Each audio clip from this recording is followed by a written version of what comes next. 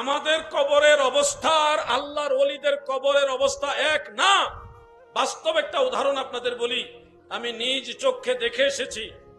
সেটা হলো সিরিয়ার রাজধানী দামেস্কের পাশে একটা বিশাল পাহাড় আছে, অনেক বড় পাহাড়, এটাকে বলা হয় জাবালে কাসিউন।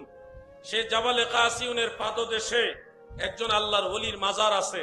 সে আল্লাহর ওলির নাম হলো হযরতে আইয়ুব তাহের আল কুর্দি রহমাতুল্লাহ আলাইহি, যিনি সুলতান সালাহউদ্দিন আইয়ুবী রহমাতুল্লাহ আলাইহির আপন চাচাতো ভাই ছিলেন।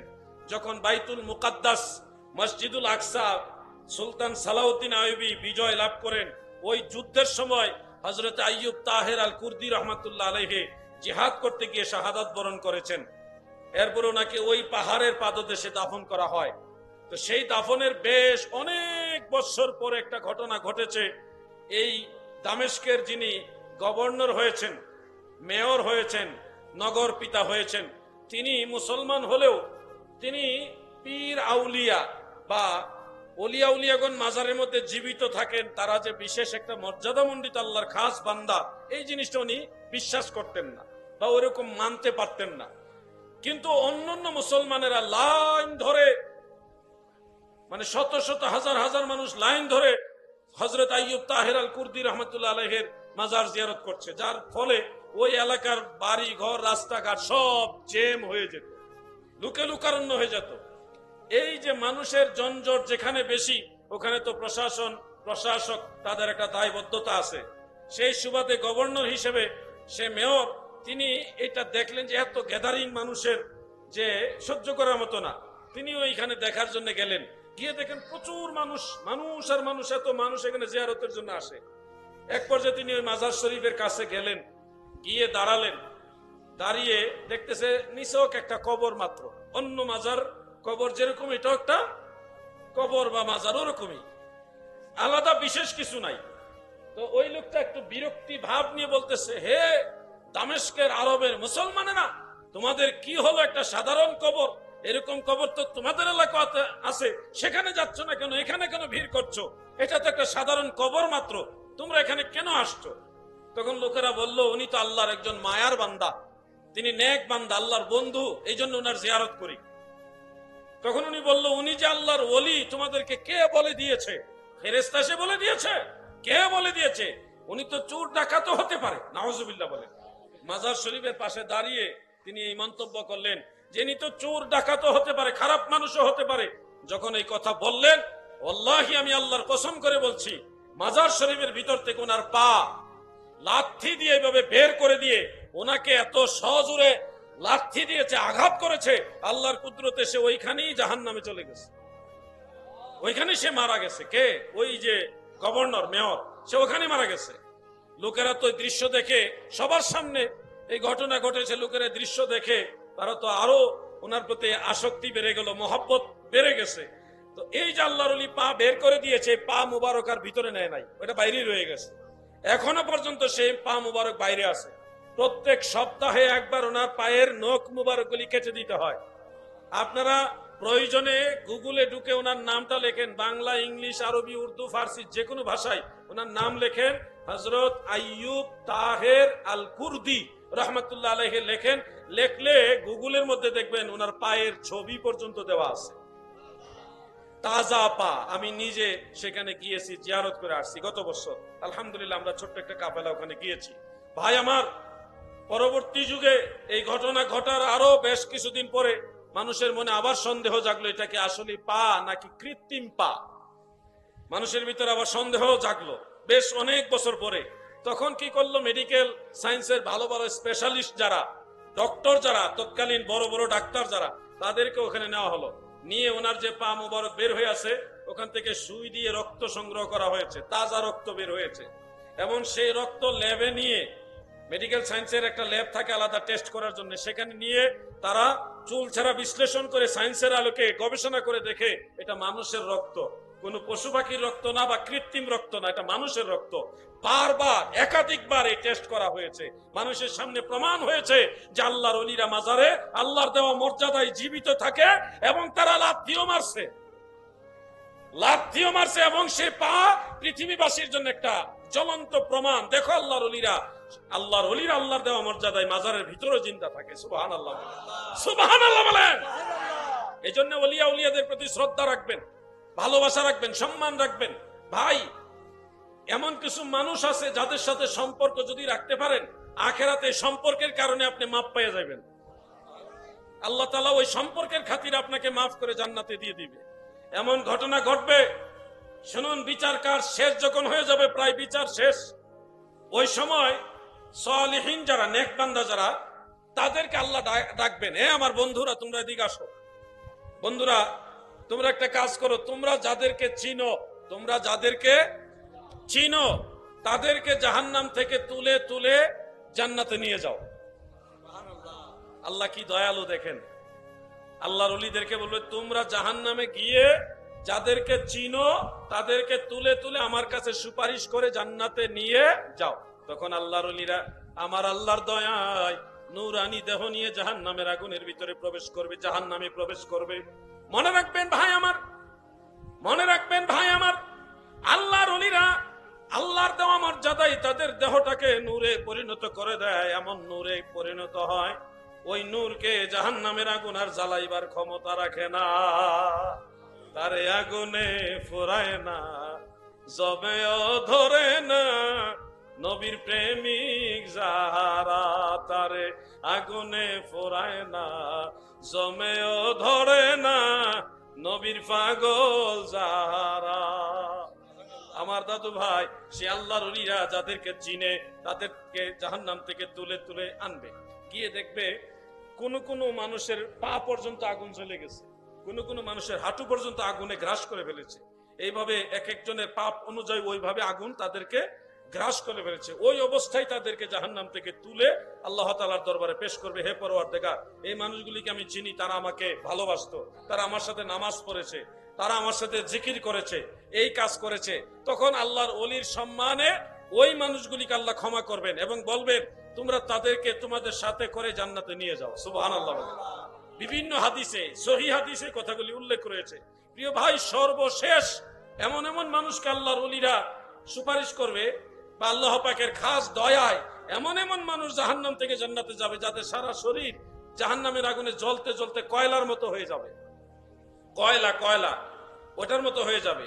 এগুলাকে বের করে আল্লাহ তাআলা একটা নহরে আবে হায়াত বা নহরে হায়াত নামক একটা সাগর আছে, ওটার মধ্যে নামিয়ে দিবে।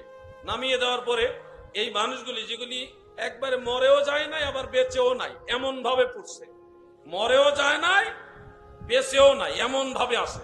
কারণ আখেরাতে আর মৃত্যু নাই, মৃত্যু মানুষের একবার, এই জন্য তারা মরবেও না আবার বেঁচে আছে ওরকমও বোঝা যাবে না, এমন ভাবে জাহান্নামের আগুনে তারা জ্বলবে, জ্বলতে জ্বলতে কয়লার মতো হয়ে যাবে। এগুলাকে আল্লাহ তাআলা নহরে হায়াতের মধ্যে নিয়ে নামিয়ে দিবে। ওইখানে নামার পরে একটা মরা গাছ যেমনি ভাবে বৃষ্টির পানি পড়লে ধীরে ধীরে এটা আবার সজীব হয়ে ওঠে, ঠিক তেমনি ভাবে ওই সাগরের পানির মধ্যে নামার পরে আল্লাহ পাকের খাস দয়ায় তারা আগের মতো আবার দেহদারী হবে। সুবহানাল্লাহ বলেন। আগের মতো শরীরদারী হবে, কিন্তু একটা আলামত থেকে যাবে। সেই আলামতটা জাহান্নামের পুড়ে যাওয়ার একটা আলামত তাদের শরীরে থেকে যাবে। ওই অবস্থায় তাদেরকে আমার আল্লাহ জান্নাতে দিবে। মানুষরা দেখেই তাদেরকে চিনবে, কারণ তারা সর্বশেষ জাহান্নাম থেকে বের হয়ে আসছে। তাদের কপালে বা শরীরে একটা অংশে আগুনে পুড়ে যাওয়ার আলামত থেকে যাবে। তাদেরকে জান্নাতি বান্দারা, অন্য জান্নাতীরা যারা আগে জান্নাতে গিয়েছে, তারা বলবে, তোমরা তো জাহান্নামী হিসেবে চিনবে। তখন ওই মানুষগুলি আমার আল্লাহর দরবারে আবার ফরিয়াদ করবে, আল্লাহ জান্নাতে দিয়েছো, কিন্তু জান্নাতের বাসিন্দারা আমাদেরকে জাহান্নামী বলেই ডাকে। তখনই দরখাস্ত দেওয়ার সাথে সাথে আমার আল্লাহ দয়ার গুণে তাদের সেই জাহান্নামের চিহ্নটাও দূর করে দিবে।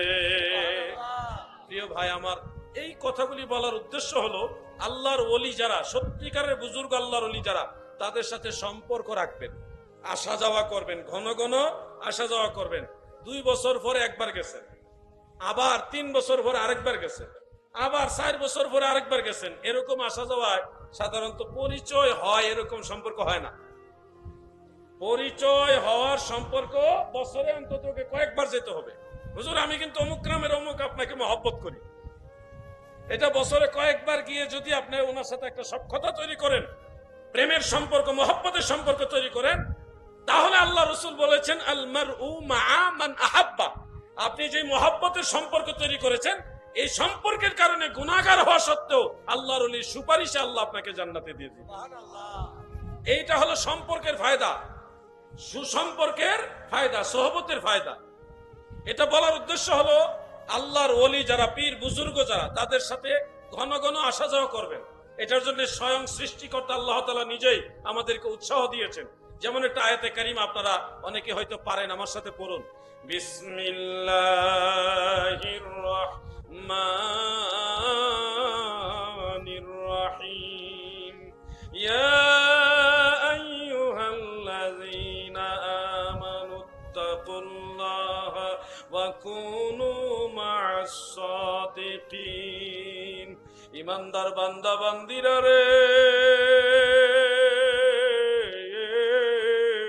তোমরা আল্লাহকে ভয় করো এবং সত্যবাদী বান্দা যারা, তাদের অন্তর্ভুক্ত হয়ে যাও। অন্য আয়াতে কারিমার মধ্যে আমার আল্লাহ তাআলা বলেছেন ফাদখুলি ফি ইবাদি ওয়াদখুলি জান্নাতি। আমার খাস বান্দা যারা, তাদের কাতারে শামিল হয়ে যাও এবং জান্নাতে প্রবেশ করো। অতএব জান্নাতে যাওয়ার আশা যার অন্তরে আছে, তারা আল্লাহর ওলিদের কাতারে গিয়ে শামিল হতে হবে, তাদের সাথে সম্পর্ক রাখতে হবে।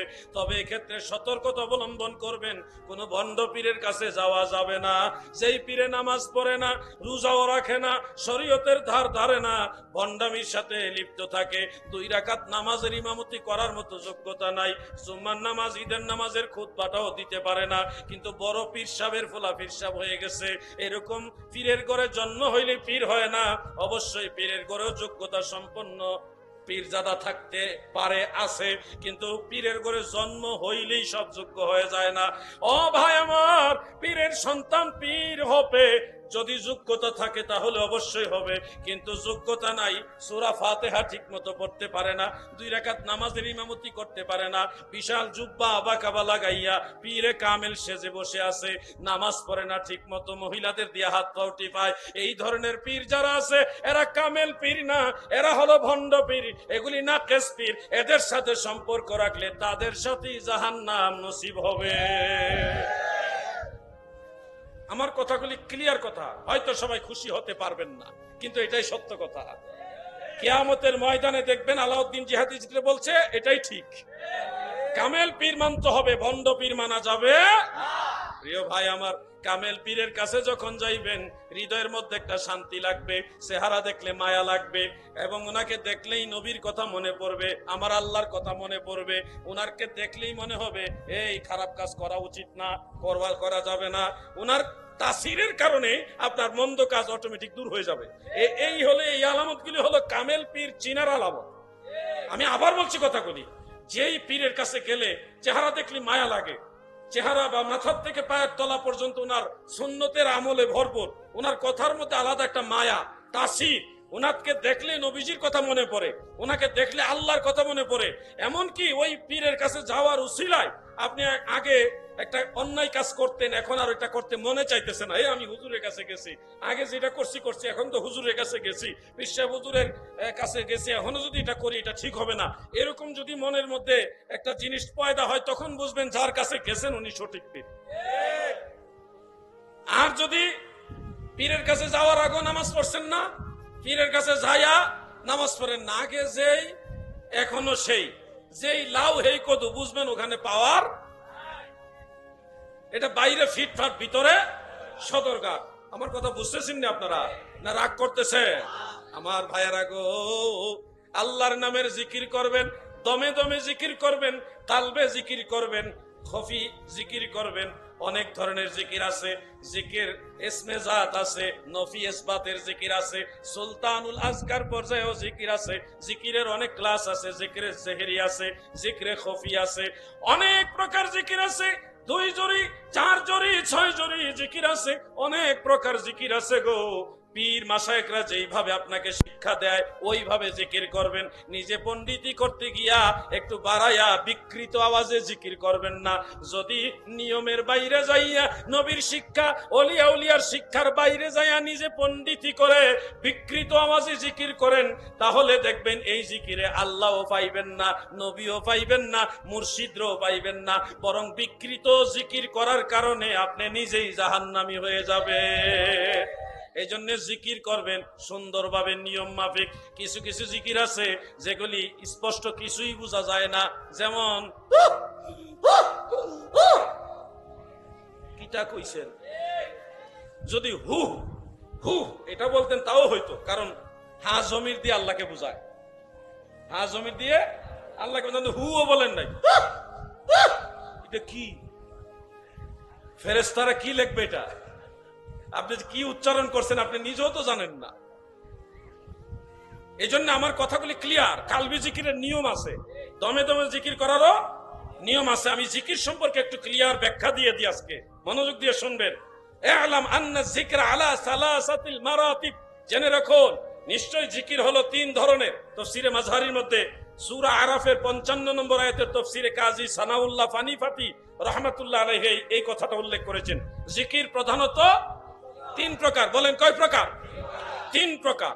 প্রথমটা হলো আহাদুহা যিকরুজ জাহির, প্রথমটা হলো প্রকাশ্য জিকির, যেমন লা ইলাহা ইল্লাল্লাহ, লা ইলাহা ইল্লাল্লাহ, লা ইলাহা ইল্লাল্লাহ, অথবা ইসমে জাত আল্লাহু আল্লাহ, আল্লাহু আল্লাহ, আল্লাহু আল্লাহ, অথবা একবারই আল্লাহ আল্লাহ। এভাবে বিভিন্ন ভাবে করা যায় স্পষ্ট। ইয়া আল্লাহু ইয়া রহমানু ইয়া রহিম, এইভাবে বিভিন্ন নামের জিকির স্পষ্ট ভাষায় বলবেন।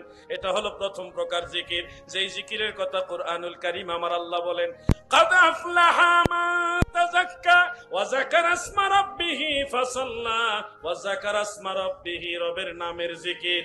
রবের নাম হলো আল্লাহ, আমার রবের নাম হলো রহমান, আমার রবের নাম হলো রহিম, আরো অনেক নাম আছে। রবের নাম নিয়ে আমার আল্লাহর স্মরণ করা, এটাকে বলা হয় জিকরুল্লাহ। যেমন আল্লাহ আল্লাহ আল্লাহ ইত্যাদি এই ধরনের জিকির। এটা হলো প্রথম প্রকার জিকির। দ্বিতীয় প্রকার জিকির হলো ওয়াসানিহা যিকরু বিল লিসান সিররান। দ্বিতীয় প্রকার জিকির হলো আওয়াজ হবে না, গোপনে গোপনে জিহ্বা নড়ায়া নড়ায়া জিকির হবে, কিন্তু আওয়াজ হবে না, আওয়াজ হবে না, সিররান গোপনে হবে। জিকরে বিল লিসান, জিহ্বাটা নড়বে। যেমন ধরেন আপনি আল্লাহ আল্লাহ জিকির করতেছেন এক জায়গায় বসে, এই ঠোঁট দুইটা বন্ধ, আপনার নাকে শ্বাস ছাড়ছেন আর নিচ্ছেন, কিন্তু জিহ্বা নাড়াইয়া নাড়াইয়া গোপনে জিকির করতেছেন। আওয়াজ হচ্ছে না, আওয়াজ হবে না, আওয়াজ ছাড়া শুধু জিহ্বা নাড়াইবেন। এই জিকির আপনি শুধু বুঝবেন জিকির করছেন, আশেপাশে কেউ বুঝবে না। ফেরেশতারা বুঝবে কিন্তু আশেপাশে কেউ বুঝবে না, আওয়াজ হবে না। এটা হলো দ্বিতীয় প্রকার জিকির। কানজুল উম্মালের মধ্যে, তিরমিজি শরীফের মধ্যে এবং বাইহাকি শুআবুল ঈমানের মধ্যে কয়েকটা হাদিস উল্লেখ রয়েছে।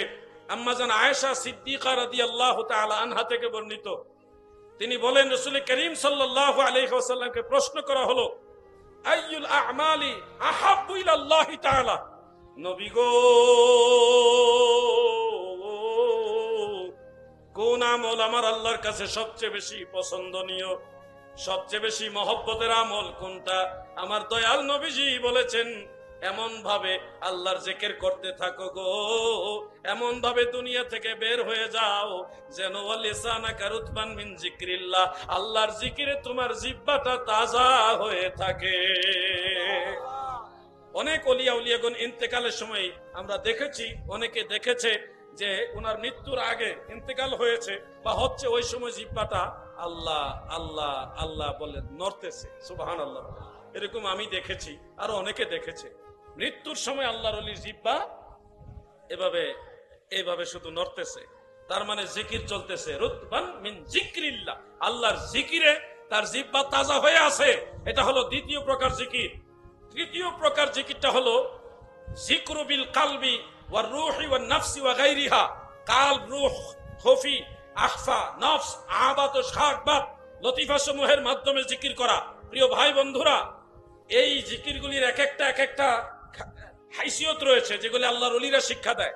যেমন কালবের জিকির, কালবের দিকে ধ্যান রেখে আপনি জিকিরটা করতে পারবেন, এটাকে বলা হয় জিকিরে খফি, গোপন জিকির। কি জিকির? গোপন জিকির। এই জিকিরে খফি বা জিকিরে কালবি যেটা, এটা কিভাবে করে বোঝার জন্য আমি বলছি।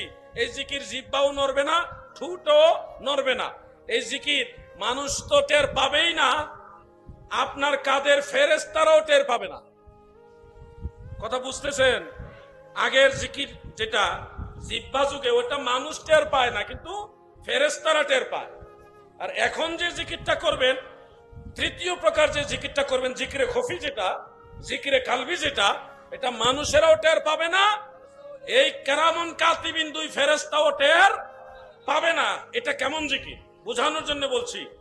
আপনারা তাফাক্কুর করে থাকেন, ধ্যান করে থাকেন, মুরাকাবা করে থাকেন, চুপচাপ বসে আছেন, কথাও বলছেন না, জিহ্বাও নাড়াচ্ছেন না।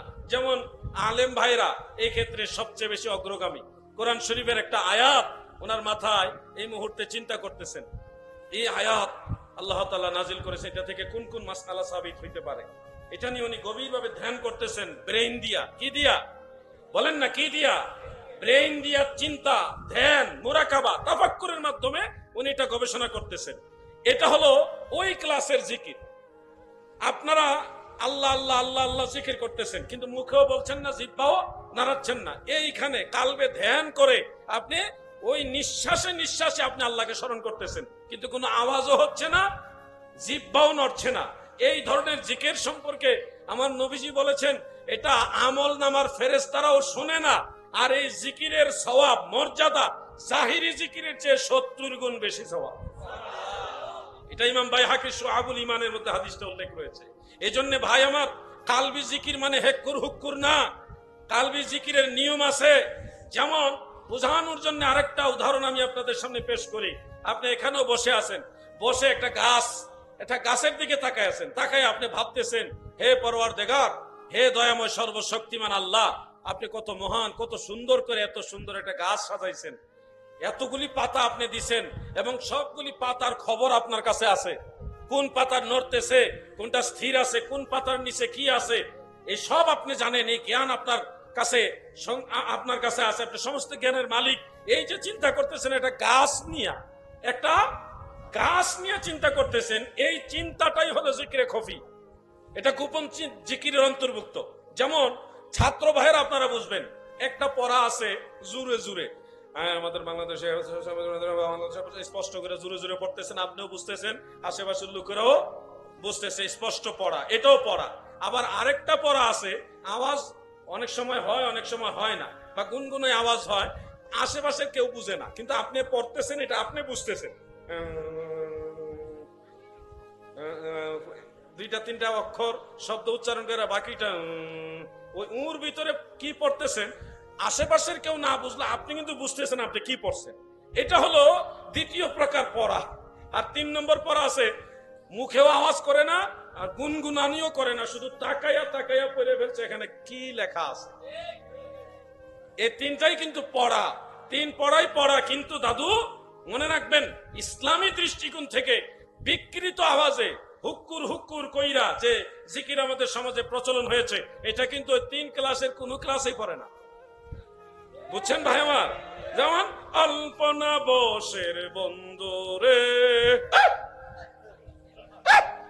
এই যে মারলেন, আল্লাহও কইলেন না, রহমানও কইলেন না, রহিমও কইলেন না, হুও কইলেন না, কইছেন কি? কিছুই বোঝা গেল না, খালি বোঝা গেল একটা ধমক মারলেন।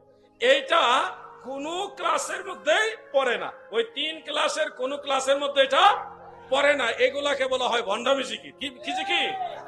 আমরা এই ভণ্ডামি জিকির থেকে বের হয়ে আসবো। আমরা সুন্নত তরিকায় আল্লাহর ওলিরা যেইভাবে শিখাইছে ওইভাবে আমরা জিকির করব। কথা বুঝতে পারছেন আপনারা?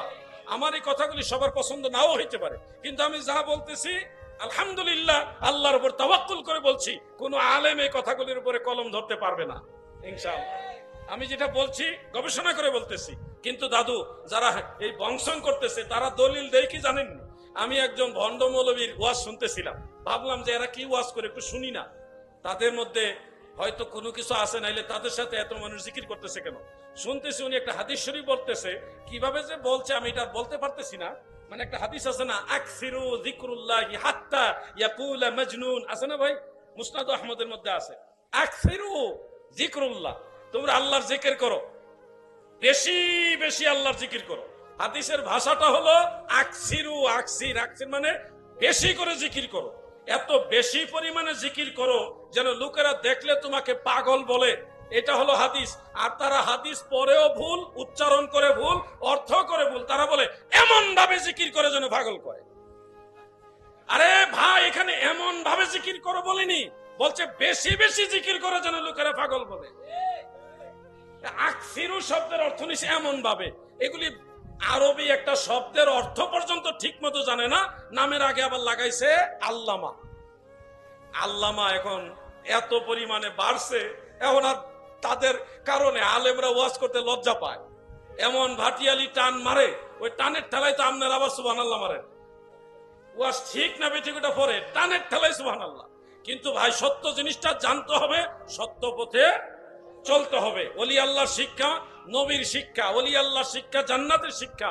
এখানে ভণ্ডামি যারা করতেছেন, এটা কিন্তু দাদু মদিনাওয়ালার শিক্ষাও না, আল্লাহর ওলিদের শিক্ষাও না। আসেন, আমি সঠিক জিকিরের একটা পদ্ধতি আপনাদের শিক্ষা দেওয়ার উদ্দেশ্যে, তালিম দেওয়ার উদ্দেশ্যে 1 মিনিট বা 1.5 মিনিট জিকির করতে চাই। করবেন নি সবাই? ইসমে জাত আল্লাহ আল্লাহ আল্লাহ আল্লাহ আল্লাহ, মাশাআল্লাহ মাশাআল্লাহ।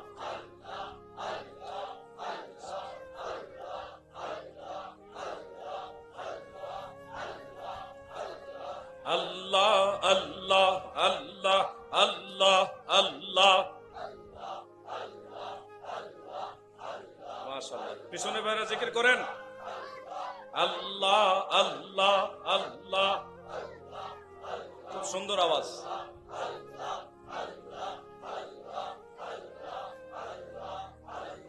আল্লাহ আল্লাহ। এই মাইকাল্লাহ ভাই জিকির করেন, কি হইছে? আপনারা জিকির লাগবে না নাকি? আল্লাহ আল্লাহ আল্লাহ আল্লাহ আল্লাহ, জিকির করো। আল্লাহ আল্লাহ আল্লাহ, ডাকো না, লজ্জা লাগেনি? আল্লাহরে ডাকো। কারে ডাকবা? আল্লাহ ছাড়া কেউ নাই। আল্লাহ আল্লাহ আল্লাহ আল্লাহ,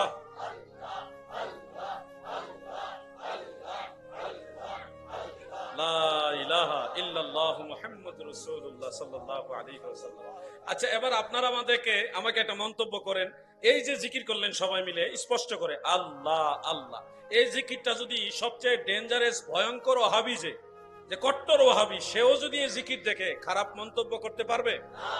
তার মনেও একটা তাসির হবে, এই মানুষগুলো আল্লাহকে ডাকতেছে, তার ভিতর চেঞ্জ হয়ে যাবে। কথা ঠিক কিনা বলেন? আর আপনারা যদি সবাই মিলে ইত্যা করেন, তখন করবে এই ডিকিটারে, তখন তার ভিতরে আপনাদের ব্যাপারে নেগেটিভ মেসেজ যাবে। এজন্য আমরা জিকির চাই, কিন্তু ভণ্ডামি জিকির চাই না। এই বিষয়গুলি খেয়াল রাখবেন প্রিয় ভাই।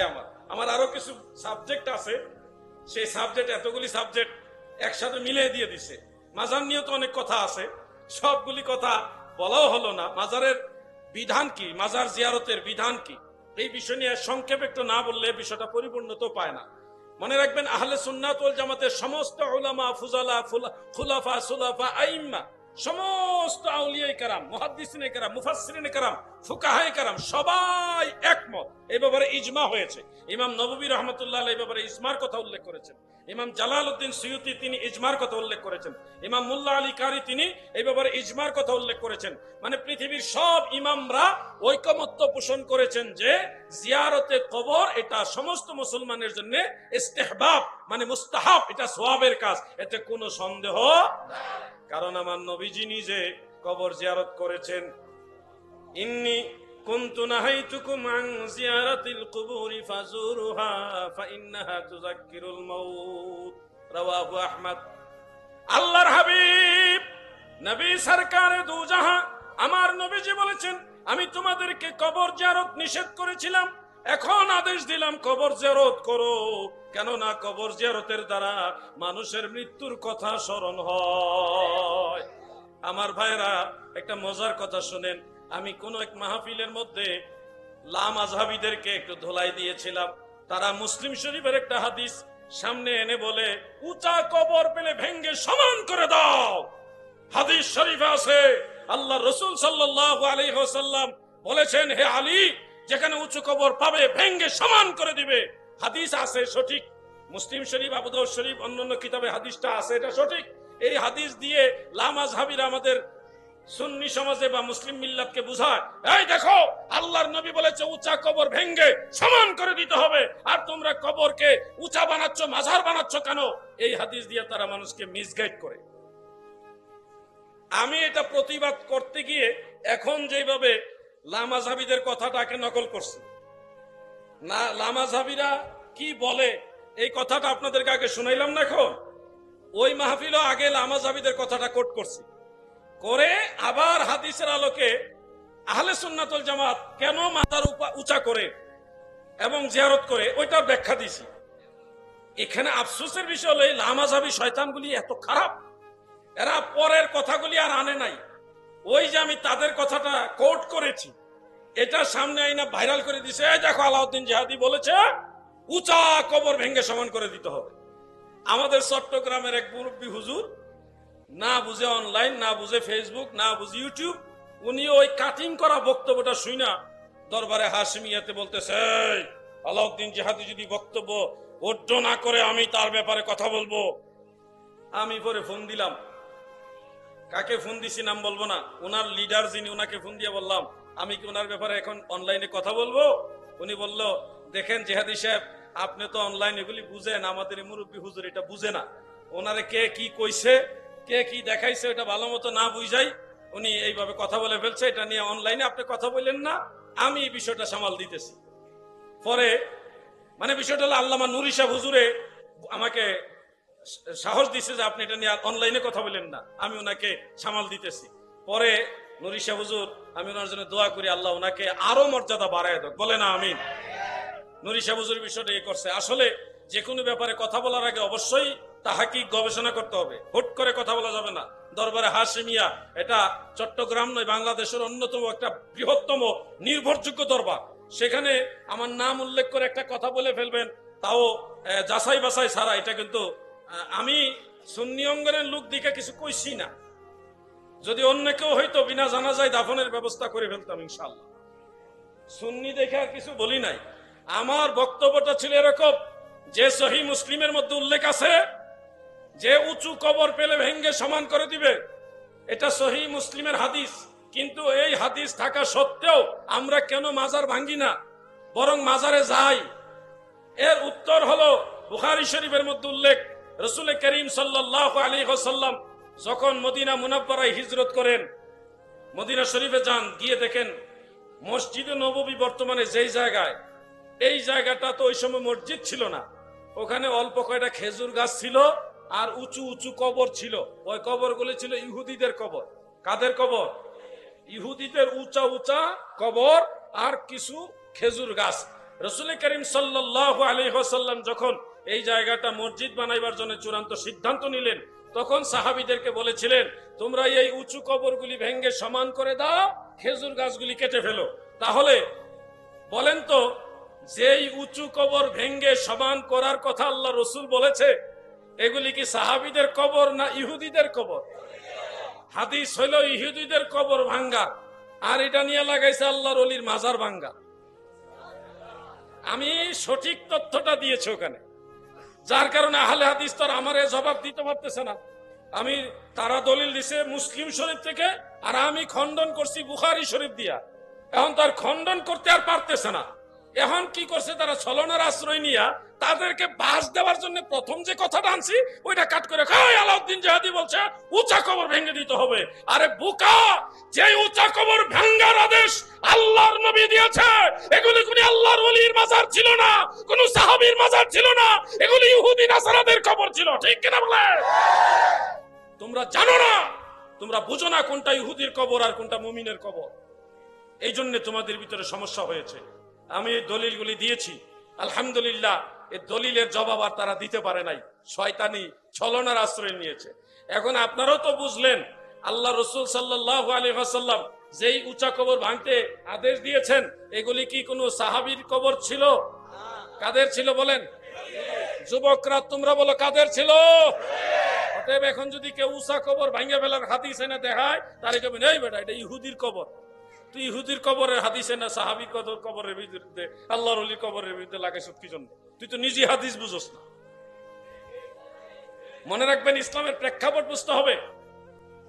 ইসলামের প্রথম জমানায় মক্কা জীবনে মুসলমানদের কোনো কবরস্থানই ছিল না। মুসলমানদের কোনো কবরস্থান ছিল না। ওই সময় তো মুসলমান পাইলে মাইরি ইলায়, মুসলমানদেরকে মেরে ফেলে, হত্যা করে ফেলে কাফেররা। যার কারণে দলে দলে অনেক সাহাবীদেরকে আল্লাহর হাবিব বিভিন্ন জায়গায় হিজরত করাইছে, আবিসিনিয়া পাঠাই দিছে। সর্বশেষ আমার নবী নিজেও তো হিজরত করেছে, করেন নাই? তার মানে মক্কার পরিবেশ অনুকূলে ছিল না। কবরস্থান বানাইবেন দূরের কথা, ওখানে তো নামাজ পড়তেই দেয় নাই, লুকিয়ে লুকিয়ে নামাজ পড়া লাগতো, প্রকাশ্যে আজান দিতে দেয় নাই। হযরত উমর রাদিয়াল্লাহু আনহু ইসলাম গ্রহণ করার পরে প্রকাশ্যে আজান হয়েছে। নবীজি নামাজে দাঁড়াইলে পাথর মারতো, ইট পাথর মারতো। নবীজি সেজদায় গেলে নবীজির পিঠ মুবারকের উপরে উটের পচা নারী ঘুরি ঢেলে দিত। কত কষ্ট দিয়েছে আমার নবীজিকে মক্কা জীবনে। যেখানে নামাজ পড়তে পারে না, প্রকাশ্যে আজান দিতে পারে না, ধর্মের কাজ ইসলামের কাজ প্রকাশ্যে করতে পারে না, সেখানে মুসলমানদের কবরস্থান কিভাবে হবে? আরবে মক্কায় ওই সময়ে যত কবর ছিল এগুলি ইহুদি নাসারা বা ওই পৌত্তলিক যারা, তাদের কবরস্থান ছিল। যার কারণে কথাগুলি খেয়াল করবেন, ওই সময় যত কবর ছিল এগুলি ছিল কাফের মুশরিকদের। কাদের? কাফের মুশরিকদের কবর। ইসলামের দৃষ্টিতে কোন কাফের মুশরিকের কবর জিয়ারত করা জায়েজ আছে? যার কারণে নবীজি ওই সময় কবর জিয়ারত নিষেধ করছিল, তোমরা কবর জিয়ারত করবে না। এবার বলেন তো, নবীজি সাল্লাল্লাহু আলাইহি সাল্লাম কবর জিয়ারত নিষেধ করছিল কেন? কারণ ওই সময় কবরস্থান সব ইহুদিদের, কাফের মুশরিকদের কবর, মুসলমানদের কোনো কবরস্থান নাই। তো মুশরিক যারা, কাফের যারা, তাদের কবর জিয়ারত তো জায়েজ নাই। এই জন্য নবীজি বলছেন তোমরা কবর জিয়ারত করবেন না। পরে যখন নবীজি মদিনা শরীফ চলে আসছে, মুসলমানদের আলাদা কবরস্থান হয়েছে, তখন নবীজি বলছেন ফাজুরুহা, এখন থেকে কবর জিয়ারত করো, কারণ এখন মুসলমানদের কবরস্থান আছে। তাহলে বোঝা গেল কবর জিয়ারত নিষেধ, কারণ ওই সময় মুসলমানদের কবর জিয়ারত ছিল না। কবর জিয়ারত করো, হাকিকত ওই সময় মুসলমানদের কবর হয়েছে, কবরস্থান হয়েছে। এই জন্যে যেই কবর ভেঙ্গে ফেলার কথা এসেছে ওগুলি ছিল কাফের মুশরিকদের কবর। আর যেই কবর রাসূল পাক সাল্লাল্লাহু আলাইহি সাল্লাম নিজে দিয়েছে এগুলি তার সমান ছিল না, এগুলিও একটু একটু উঁচা ছিল, প্রায় 1 হাত পরিমাণ উঁচা ছিল। মদিনা শরীফ গেছেন এমন কেউ কি আছেন এখানে? একটু হাত উঠান না। এই যে আমার হাজী সাহেব আছেন, আর কে আছেন? এখানে আছেন, আর নাই কেউ? আছে, বেশ অনেক, মাশাআল্লাহ। আপনারা কি জান্নাতুল বাকির কবরগুলি দেখছেন? এগুলি কি একবারে সমান না সামান্য উঁচু? সামান্য উঁচু না? এই উটের পিঠের মতো একটু সামান্য এইভাবে উঁচা, 1 হাত বা 1 হাতের কাছাকাছি পরিমাণ উঁচু, 1 হাতের একটু কম হবে, কোনোটা 1 হাতের সমান হবে, এতটুকু সামান্য। এই যে এই সিস্টেমটা ছিল রাসূল পাকের সিস্টেম। দেখেন, আপনি যদি বলেন উঁচু কবর ভেঙ্গে সমান করে দাও, তাহলে 1 হাত হোক আর আধ হাত হোক, এটাও তো উঁচু, তাহলে তো এগুলিও ভেঙে দিতে হবে। অথচ এই সিস্টেমটা শিখাই গেছে কে? আমাদের দয়াল নবীজি। তো রাসূল পাক নিজেই 1 হাত বা 1 হাতের কাছাকাছি উঁচু করা কবর শিক্ষা দিলেন, আবার নবীজি নিজেই বললেন সমান করে দাও। তাহলে নিজের বিরুদ্ধে নিজের হাদিস হয়ে যাচ্ছে না? আসল বিষয়টা হলো, যেই কবরগুলি রাসূল পাক দিয়েছেন এগুলি ছিল মুমিনের কবর, আর যেগুলি ভেঙ্গে ফেলার আদেশ দিয়েছেন এগুলি ছিল বেঈমানদের কবর। কথাটা কি ক্লিয়ার হয়েছে? আমরা মোটামুটি বিষয়টা ক্লিয়ার হয়ে গেলাম। আসলে সারা দেশের রাজনৈতিক অবস্থা ভালো না, আপনারা তো জানেনই। আমার ইচ্ছা থাকা সত্ত্বেও আমি লম্বা আলোচনা করতে পারবো না, কারণ আমাকে আবার রাতারাতি ঢাকায় ঢুকতে হবে, নাহলে দিনের বেলায় সম্ভব নি যাওয়া। আপনারা কোন পরিস্থিতি, যা পরিস্থিতির কারণে আজকে আমি লম্বা আলোচনা ইচ্ছা করলেও করতে পারছি না, কারণ রাত্রের মধ্যে ঢাকায় না ঢুকলে ফজরের পর থেকে খেলা শুরু হয়ে যায়, বাবা রাস্তা বন্ধ করে দিব, তখন একটা অবস্থা বেগতিক হয়ে যাবে। তাহলে আমার কিন্তু ইচ্ছা ছিল রাত্রে 1টা পর্যন্ত আলোচনা করার। আপনারা না শুনলো জোর করে ওয়াজ শোনাইতাম আজকে, কিন্তু কিছু করার নাই আমার, আমি আর সামনে এগোতে পারছি না। একটা কথা যেটা শেষে রয়েছে, আমি একটু এটা বলে দিয়ে তারপরে আমি আলোচনাটা শেষ করছি। আসেন একটু জিকির করি, লা ইলাহা, জোরে লা ইলাহা।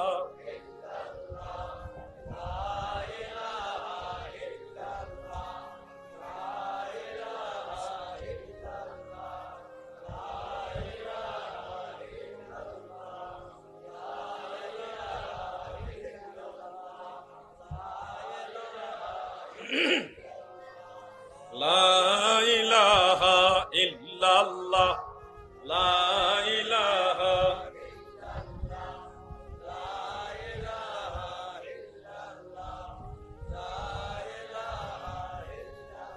লা ইলাহা ইল্লাল্লাহু মুহাম্মাদুর রাসূলুল্লাহ। স্বপ্নে দেখে মাজার নির্মাণ করা যাবে কিনা? উত্তর হলো, স্বপ্নে দেখে মাজার নির্মাণ করার উৎসাহ দেওয়া যাবে না। শুধুমাত্র ওই সকল অলিগণ কাশফের মাধ্যমে কিংবা স্বপ্নের মাধ্যমে মাজার চিহ্নিত করতে পারবেন, যে সকল অলিকে যুগের সকল আলেমরাও আল্লাহর অলি হিসেবে মানে। এমনি নিজে একজন পীর দাবি কইরা নিজের বুজুর্গি জাহির করার জন্য পাহাড়ের উপর একটা জায়গায় মাজার বানায় ফেললো, এরপর এটা দিয়ে ব্যবসা শুরু করে দিল। এরকম হইলে বুঝতে হবে বেশিরভাগ ক্ষেত্রে ধোঁকা আছে। কাশফ ওই সকল অলিদের বিশ্বাস করবেন যে সকল অলি সম্পর্কে আলেম সমাজও একমত যে উনি একজন বুজুর্গ আল্লাহর ওলি। যেমন আল্লামা হাশিমি সাহেব রহমতুল্লাহ আলাইহি, উনি যে একজন আল্লাহর ওলি আলেমরাও মানে। কথা ঠিক আছে ভাই? আমি একজনের নাম বললাম বাস। হঠাৎ করে একজন নিজেকে জাহির করার জন্য একটা জায়গাকে কবর বানাইয়া বা মাজার বানাই ফেললেন, যে এখানে গাউসে পাক আইসা বসছে, এখানে অমুক অলি আইসা বসছে, আমি স্বপ্নে দেখছি। এইগুলি বেশিরভাগ ক্ষেত্রেই ভুয়া হয়। এগুলির ক্ষেত্রে আপনারা সচেতন থাকবেন। যদি সর্বজন গ্রাহ্য, সর্বজন মান্যবর বুজুর্গ আল্লাহর ওলি এবং আলেম ওরকম ওলি হয়, উনি যদি বলে যে আমার কাশফে ধরা পড়েছে, আমি আল্লাহ তাআলার তরফ থেকে ইলহাম প্রাপ্ত হয়েছে, এখানে একজন আল্লাহর ওলি আছে বা এখানে একটা মাজার আছে, সেক্ষেত্রে এটা বিশ্বাসযোগ্য। এরকম অনেক ঘটনা আছে। যেমন হযরতে বড় পীর আব্দুল কাদের জিলানী রহমাতুল্লাহ আলাইহির খলিফা, তিনি ভারতবর্ষে এসেছিলেন। এসে উত্তর প্রদেশে ইউপি লাখনৌ জেলার শেষের দিকে ফায়েজাবাদ থেকে সামান্য দূরে হলো অযোধ্যা বা আয়োধ্যা। সেই অযোধ্যায় মসজিদ, বাবরি মসজিদের কাছাকাছি একটা পাহাড়ের পাদদেশে তিনি কাশফের মাধ্যমে, বড় পীর সাহেব হুজুরের খলিফা কাশফের মাধ্যমে হযরতে শীস আলাইহিস সালামের মাজারকে চিহ্নিত করেছেন।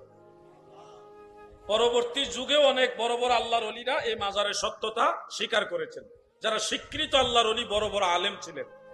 এরপরে হযরতে মুজাদ্দিদ আল ফিসানি আল ফারুকি রাদিয়াল্লাহু আনহু, তিনি হযরতে আদম আলাইহিস সালাম ও নূহ আলাইহিস সালাম, তিনাদের মাঝামাঝি ওই সময়ে প্রায় 11 জন বা ততোধিক নবীর মাজার আছে পাঞ্জাবে। সেই মাজারগুলি তিনি কাশফের মাধ্যমে আলেম সমাজকে নিয়ে চিহ্নিত করে গেছেন। সেই মাজারগুলি আছে, এখনো আছে। এক একটা মাজার 14 হাত, আরো লম্বা লম্বা। তো এই ধরনের সর্বজন গ্রাহ্য, সর্বজন মান্য এমন মহান আলেম এবং ওলিউল্লাহ যারা, তারা যদি কাশফের এবং ইলহামের কথা আলেম সমাজের কাছে প্রচার করে এবং সবাই বিশ্বাস করে আস্থা রাখে, তাদের চিহ্নিত করা মাজারগুলি মেনে নিবেন, জিয়ারত করবেন। কিন্তু সলিমউদ্দিন কলিমউদ্দিন বাপদাদার নাম নাই, সানমুল্লার বিয়াই, হঠাৎ পীর সাহেব হইছে বা নিজের বুজুর্গি জাহির করতে চাচ্ছে, এই হিসাবে একটা জায়গাকে চিহ্নিত করে বলছে এখানে গাউসে পাক এসে বসছে, এটা অমুক জায়গার মাজার। এই ধরনের ক্ষেত্রে বেশিরভাগই ধোঁকা হয়। আপনারা এগুলি সাধারণত বিশ্বাস করবেন না। কথা কি বুঝতে পারছেন আপনারা? আল্লাহ আমাদের বোঝার তৌফিক দেন, আমিন। এখন চতুর্দিকে ধোঁকা। এখন ভালো মানুষ বা সত্যিকারে অলি আল্লাহ খুঁজে পাওয়াটাই এখন সবচেয়ে বড় চ্যালেঞ্জ। এখন অলি আল্লাহ খুঁজে পাবেন না, সব বাইরে একরকম, ভিতরে খুব কম অলিউল্লাহ আছে এখন, একেবারেই কম। মাজারে মহিলা যাওয়ার গুরুত্ব আছে কি? হানাফি মাযহাবের দৃষ্টিতে মুতলাকান মহিলাদের জন্য কবর জিয়ারত জায়েজও না, আবার নাজায়েজও না। স্থানকাল পাত্র ভেদে মহিলাদের কবর জিয়ারতের অনুমতি আছে। এমনিতে যেখানে মহিলাদের জিয়ারতের আলাদা কোনো ব্যবস্থা নাই, নারী পুরুষ একসাথে মিলিত হয়, এক জায়গায় দাঁড়াইতে হয়, বা মহিলাদের ঘর থেকে মাজার পর্যন্ত বা কবরস্থান পর্যন্ত যাওয়া আসার পথ নিরাপদ না, শরীয়তের বেষ্টনী দ্বারা আবদ্ধ না, ওই ধরনের জায়গায় মহিলারা কবর জিয়ারতে যাবেন না। গেলে আপনাদের গুনাহ হবে, সওয়াব তো হবেই না, আরো বড় গুনাহ হবে, মাকরুহে তাহরিমা। আর আপনার বাড়ির আশেপাশে আপনার বাবার কবর আছে, একজন মা, একজন মহিলা তার বাবার কবর আশেপাশে আছে, বা নিজের বাবার বাড়িতে গিয়ে পাশে বাবার কবর আছে, মায়ের কবর আছে, আপন ভাইয়ের কবর আছে, সেক্ষেত্রে ওনারা চাইলে যেহেতু একেবারে কাছে নিজের ফ্যামিলি পারিবারিক কবরস্থানের পাশে দাঁড়িয়ে মহিলারা নিজের নিকটাত্মীয় যারা তাদের কবর জিয়ারত করতে পারবে, ওই ক্ষেত্রে তাদের জন্য জায়েজ আছে। যেমন খাতুনে জান্নাত। আমাদের কবরের অবস্থা আর আল্লাহর ওলিদের কবরের অবস্থা এক না। বাস্তব একটা উদাহরণ আপনাদের বলি, আমি নিজ চোখে দেখে এসেছি। সেটা হলো সিরিয়ার রাজধানী দামেস্কের পাশে একটা বিশাল পাহাড় আছে, অনেক বড় পাহাড়, এটাকে বলা হয় জাবালে কাসিউন। সে জাবালে কাসিউনের পাদদেশে একজন আল্লাহর ওলির মাজার আছে। সে আল্লাহর ওলির নাম হলো হযরতে আইয়ুব তাহের আল কুর্দি রহমাতুল্লাহ আলাইহি, যিনি সুলতান সালাহউদ্দিন আইয়ুবী রহমাতুল্লাহ আলাইহির আপন চাচাতো ভাই ছিলেন। যখন বাইতুল মুকাদ্দাস মসজিদুল আকসা সুলতান সালাহউদ্দিন আইয়ুবী বিজয় লাভ করেন, ওই যুদ্ধের সময় হযরতে আইয়ুব তাহের আল কুর্দি রহমাতুল্লাহ আলাইহি জিহাদ করতে গিয়ে শাহাদাত বরণ করেছেন। এরপর ওনাকে ওই পাহাড়ের পাদদেশে দাফন করা হয়। তো সেই দাফনের বেশ অনেক বছর পরে একটা ঘটনা ঘটেছে। এই দামেস্কের যিনি গভর্নর হয়েছেন, মেয়র হয়েছেন, নগর পিতা হয়েছেন, তিনি মুসলমান হলেও তিনি পীর আউলিয়া বা ওলিয়া উলিয়াগণ মাজারের মধ্যে জীবিত থাকেন, তারা যে বিশেষ একটা মর্যাদামণ্ডিত আল্লাহর খাস বান্দা, এই জিনিসটা উনি বিশ্বাস করতেন না বা ওরকম মানতে পারতেন না। কিন্তু অন্যান্য মুসলমানেরা লাইন ধরে, মানে শত শত হাজার হাজার মানুষ লাইন ধরে হযরত আইয়ুব তাহের আল কুর্দি রহমাতুল্লাহ আলাইহির মাজার জিয়ারত করছে, যার ফলে ওই এলাকার বাড়ি ঘর রাস্তাঘাট সব জ্যাম হয়ে যেত, লুকে লুকারণ্য হয়ে যেত। এই যে মানুষের জনজট যেখানে বেশি, ওখানে তো প্রশাসক তাদের একটা দায়বদ্ধতা আছে। সেই সুবাদে গভর্নর হিসেবে সে মেয়র, তিনি এটা দেখলেন যে এত গ্যাদারিং মানুষের যে সহ্য করার মতো না, তিনি ওইখানে দেখার জন্য গেলেন। গিয়ে দেখেন প্রচুর মানুষ আর মানুষ, এত মানুষ এখানে জিয়ারতের জন্য আসে। এক পর্যায়ে তিনি ওই মাজার শরীফের কাছে গেলেন, গিয়ে দাঁড়ালেন। দাঁড়িয়ে দেখতেছে নিছক একটা কবর মাত্র, অন্য মাজার কবর যেরকম এটাও একটা কবর বা মাজার, ওরকমই, আলাদা বিশেষ কিছু নাই। তো ওই লোকটা একটু বিরক্তি ভাব নিয়ে বলতেছে, হে দামেস্কের আরবের মুসলমানেরা, তোমাদের কি হলো? একটা সাধারণ কবর, এরকম কবর তো তোমাদের এলাকাতে আছে, সেখানে যাচ্ছ না কেন? এখানে কেন ভিড় করছো? এটা তো একটা সাধারণ কবর মাত্র, তোমরা এখানে কেন আসছো? তখন লোকেরা বলল, উনি তো আল্লাহর একজন মায়ার বান্দা, তিনি নেক বান্দা, আল্লাহর বন্ধু, এই জন্য ওনার জিয়ারত করি। তখন উনি বলল, উনি যে আল্লাহর ওলি, তোমাদেরকে কে বলে দিয়েছে? ফেরেশতা এসে বলে দিয়েছে? কে বলে দিয়েছে? উনি তো চোর ডাকাতও হতে পারে, নাউজুবিল্লাহ বলে। মাজার শরীফের পাশে দাঁড়িয়ে তিনি এই মন্তব্য করলেন, যিনি তো চোর ডাকাতও হতে পারে, খারাপ মানুষও হতে পারে। যখন এই কথা বললেন, ওয়াল্লাহি আমি আল্লাহর কসম করে বলছি, মাজার শরীফের ভিতর থেকে ওনার পা লাথি দিয়ে এভাবে বের করে দিয়ে ওনাকে এত সজোরে লাথি দিয়েছে, আঘাত করেছে, আল্লাহর কুদরতে সে ওইখানেই জাহান্নামে চলে গেছে, ওইখানেই সে মারা গেছে। কে? ওই যে গভর্নর, মেয়র, সে ওখানে মারা গেছে। লোকেরা তো দৃশ্য দেখে, সবার সামনে এই ঘটনা ঘটেছে, লোকেরা দৃশ্য দেখে তারা তো আরো ওনার প্রতি আসক্তি বেড়ে গেল, মহব্বত বেড়ে গেছে। তো এই যে আল্লাহর ওলি পা বের করে দিয়েছে, পা মুবারক আর ভিতরে নেয় নাই, ওটা বাইরেই রয়ে গেছে। এখনো পর্যন্ত সেই পা মুবারক বাইরে আছে। প্রত্যেক সপ্তাহে একবার ওনার পায়ের নখ মুবারক গুলি কেটে দিতে হয়। আপনারা প্রয়োজনে গুগলে ঢুকে ওনার নামটা লেখেন, বাংলা, ইংলিশ, আরবি, উর্দু, ফার্সি, যে কোনো ভাষায় ওনার নাম লেখেন, হযরত আইয়ুব তাহের আল কুর্দি রহমাতুল্লাহ আলাইহি লেখেন। লেখলে গুগলের মধ্যে দেখবেন ওনার পায়ের ছবি পর্যন্ত দেওয়া আছে, তাজা পা। আমি নিজে সেখানে গিয়েছি, জিয়ারত করে আসছি গত বছর, আলহামদুলিল্লাহ। আমরা ছোট্ট একটা কাফেলা ওখানে গিয়েছি। ভাই আমার, পরবর্তী যুগে এই ঘটনা ঘটার আরো বেশ কিছুদিন পরে মানুষের মনে আবার সন্দেহ জাগলো, এটা কি আসলে পা নাকি কৃত্রিম পা। মানুষের ভিতরে আবার সন্দেহ জাগলো বেশ অনেক বছর পরে। তখন কি করলো, মেডিকেল সায়েন্সের ভালো ভালো স্পেশালিস্ট যারা, ডক্টর যারা, তৎকালীন বড় বড় ডাক্তার যারা, তাদেরকে ওখানে নেওয়া হলো। নিয়ে ওনার যে পা মুবারক বের হয়ে আছে, ওখান থেকে সুই দিয়ে রক্ত সংগ্রহ করা হয়েছে, তাজা রক্ত বের হয়েছে। এবং সেই রক্ত ল্যাবে নিয়ে, মেডিকেল সায়েন্সের একটা ল্যাব থাকে আলাদা টেস্ট করার জন্য, সেখানে নিয়ে তারা চুল ছাড়া বিশ্লেষণ করে সায়েন্সের আলোকে গবেষণা করে দেখে এটা মানুষের রক্ত, কোন পশু পাখির রক্ত না বা কৃত্রিম রক্ত না, এটা মানুষের রক্ত। বারবার একাধিকবার এই টেস্ট করা হয়েছে, মানুষের সামনে প্রমাণ হয়েছে যে আল্লাহর ওলিরা মাজারে আল্লাহর দেওয়া মর্যাদায় জীবিত থাকে এবং তারা লাথিও মারছে এবং সে পা পৃথিবীবাসীর জন্য একটা জ্বলন্ত প্রমাণ। দেখো আল্লাহর ওলিরা আল্লাহর দেওয়া মর্যাদায় মাজারের ভিতরে জিন্দা থাকে। সুবহানাল্লাহ, সুবহানাল্লাহ বলেন। এই জন্য ওলিয়া উলিয়াদের প্রতি শ্রদ্ধা রাখবেন, ভালোবাসা রাখবেন, সম্মান রাখবেন। ভাই, এমন কিছু মানুষ আছে যাদের সাথে সম্পর্ক যদি রাখতে পারেন, আখেরাতে সম্পর্কের কারণে আপনি মাফ পেয়ে যাবেন। আল্লাহ তাআলা ওই সম্পর্কের খাতিরে আপনাকে মাফ করে জান্নাতে দিয়ে দিবে। এমন ঘটনা ঘটবে, শুনুন, বিচার কাজ শেষ যখন হয়ে যাবে, প্রায় বিচার শেষ, ওই সময় সালিহিন যারা, নেক বান্দা যারা, তাদেরকে আল্লাহ ডাকবেন, আমার বন্ধুরা তোমরা এদিকে আসো। বন্ধুরা, তোমরা একটা কাজ করো, তোমরা যাদেরকে চিনো তাদেরকে জাহান্নাম থেকে তুলে তুলে জান্নাতে নিয়ে যাও। আল্লাহ কি দয়ালু দেখেন। আল্লাহর ওলিদেরকে বলবে, তোমরা জাহান্নামে গিয়ে যাদেরকে চিনো তাদেরকে তুলে তুলে আমার কাছে সুপারিশ করে জান্নাতে নিয়ে যাও। তখন আল্লাহর ওলিরা আমার আল্লাহর দয়ায় নূরানি দেহ নিয়ে জাহান্নামের আগুনের ভিতরে প্রবেশ করবে, জাহান্নামে প্রবেশ করবে। মনে রাখবেন ভাই আমার, আল্লাহর ওলিরা আল্লাহর দেওয়া মর্যাদায় তাদের দেহটাকে নূরে পরিণত করে দেয়। এমন নূরে পরিণত হয়, ওই নূরকে জাহান্নামের আগুন আর জ্বালাইবার ক্ষমতা রাখে না, তারে আগুনে ফুরায় না, জবেও ধরে না। নবীর প্রেমিক যাহারা, তারে আগুনে ফুরায় না, জমেও ধরে না, নবীর পাগল যাহারা।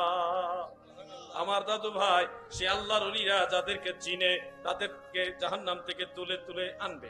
গিয়ে দেখবে কোন মানুষের পা পর্যন্ত আগুন জ্বলে গেছে, কোন মানুষের হাঁটু পর্যন্ত আগুনে গ্রাস করে ফেলেছে।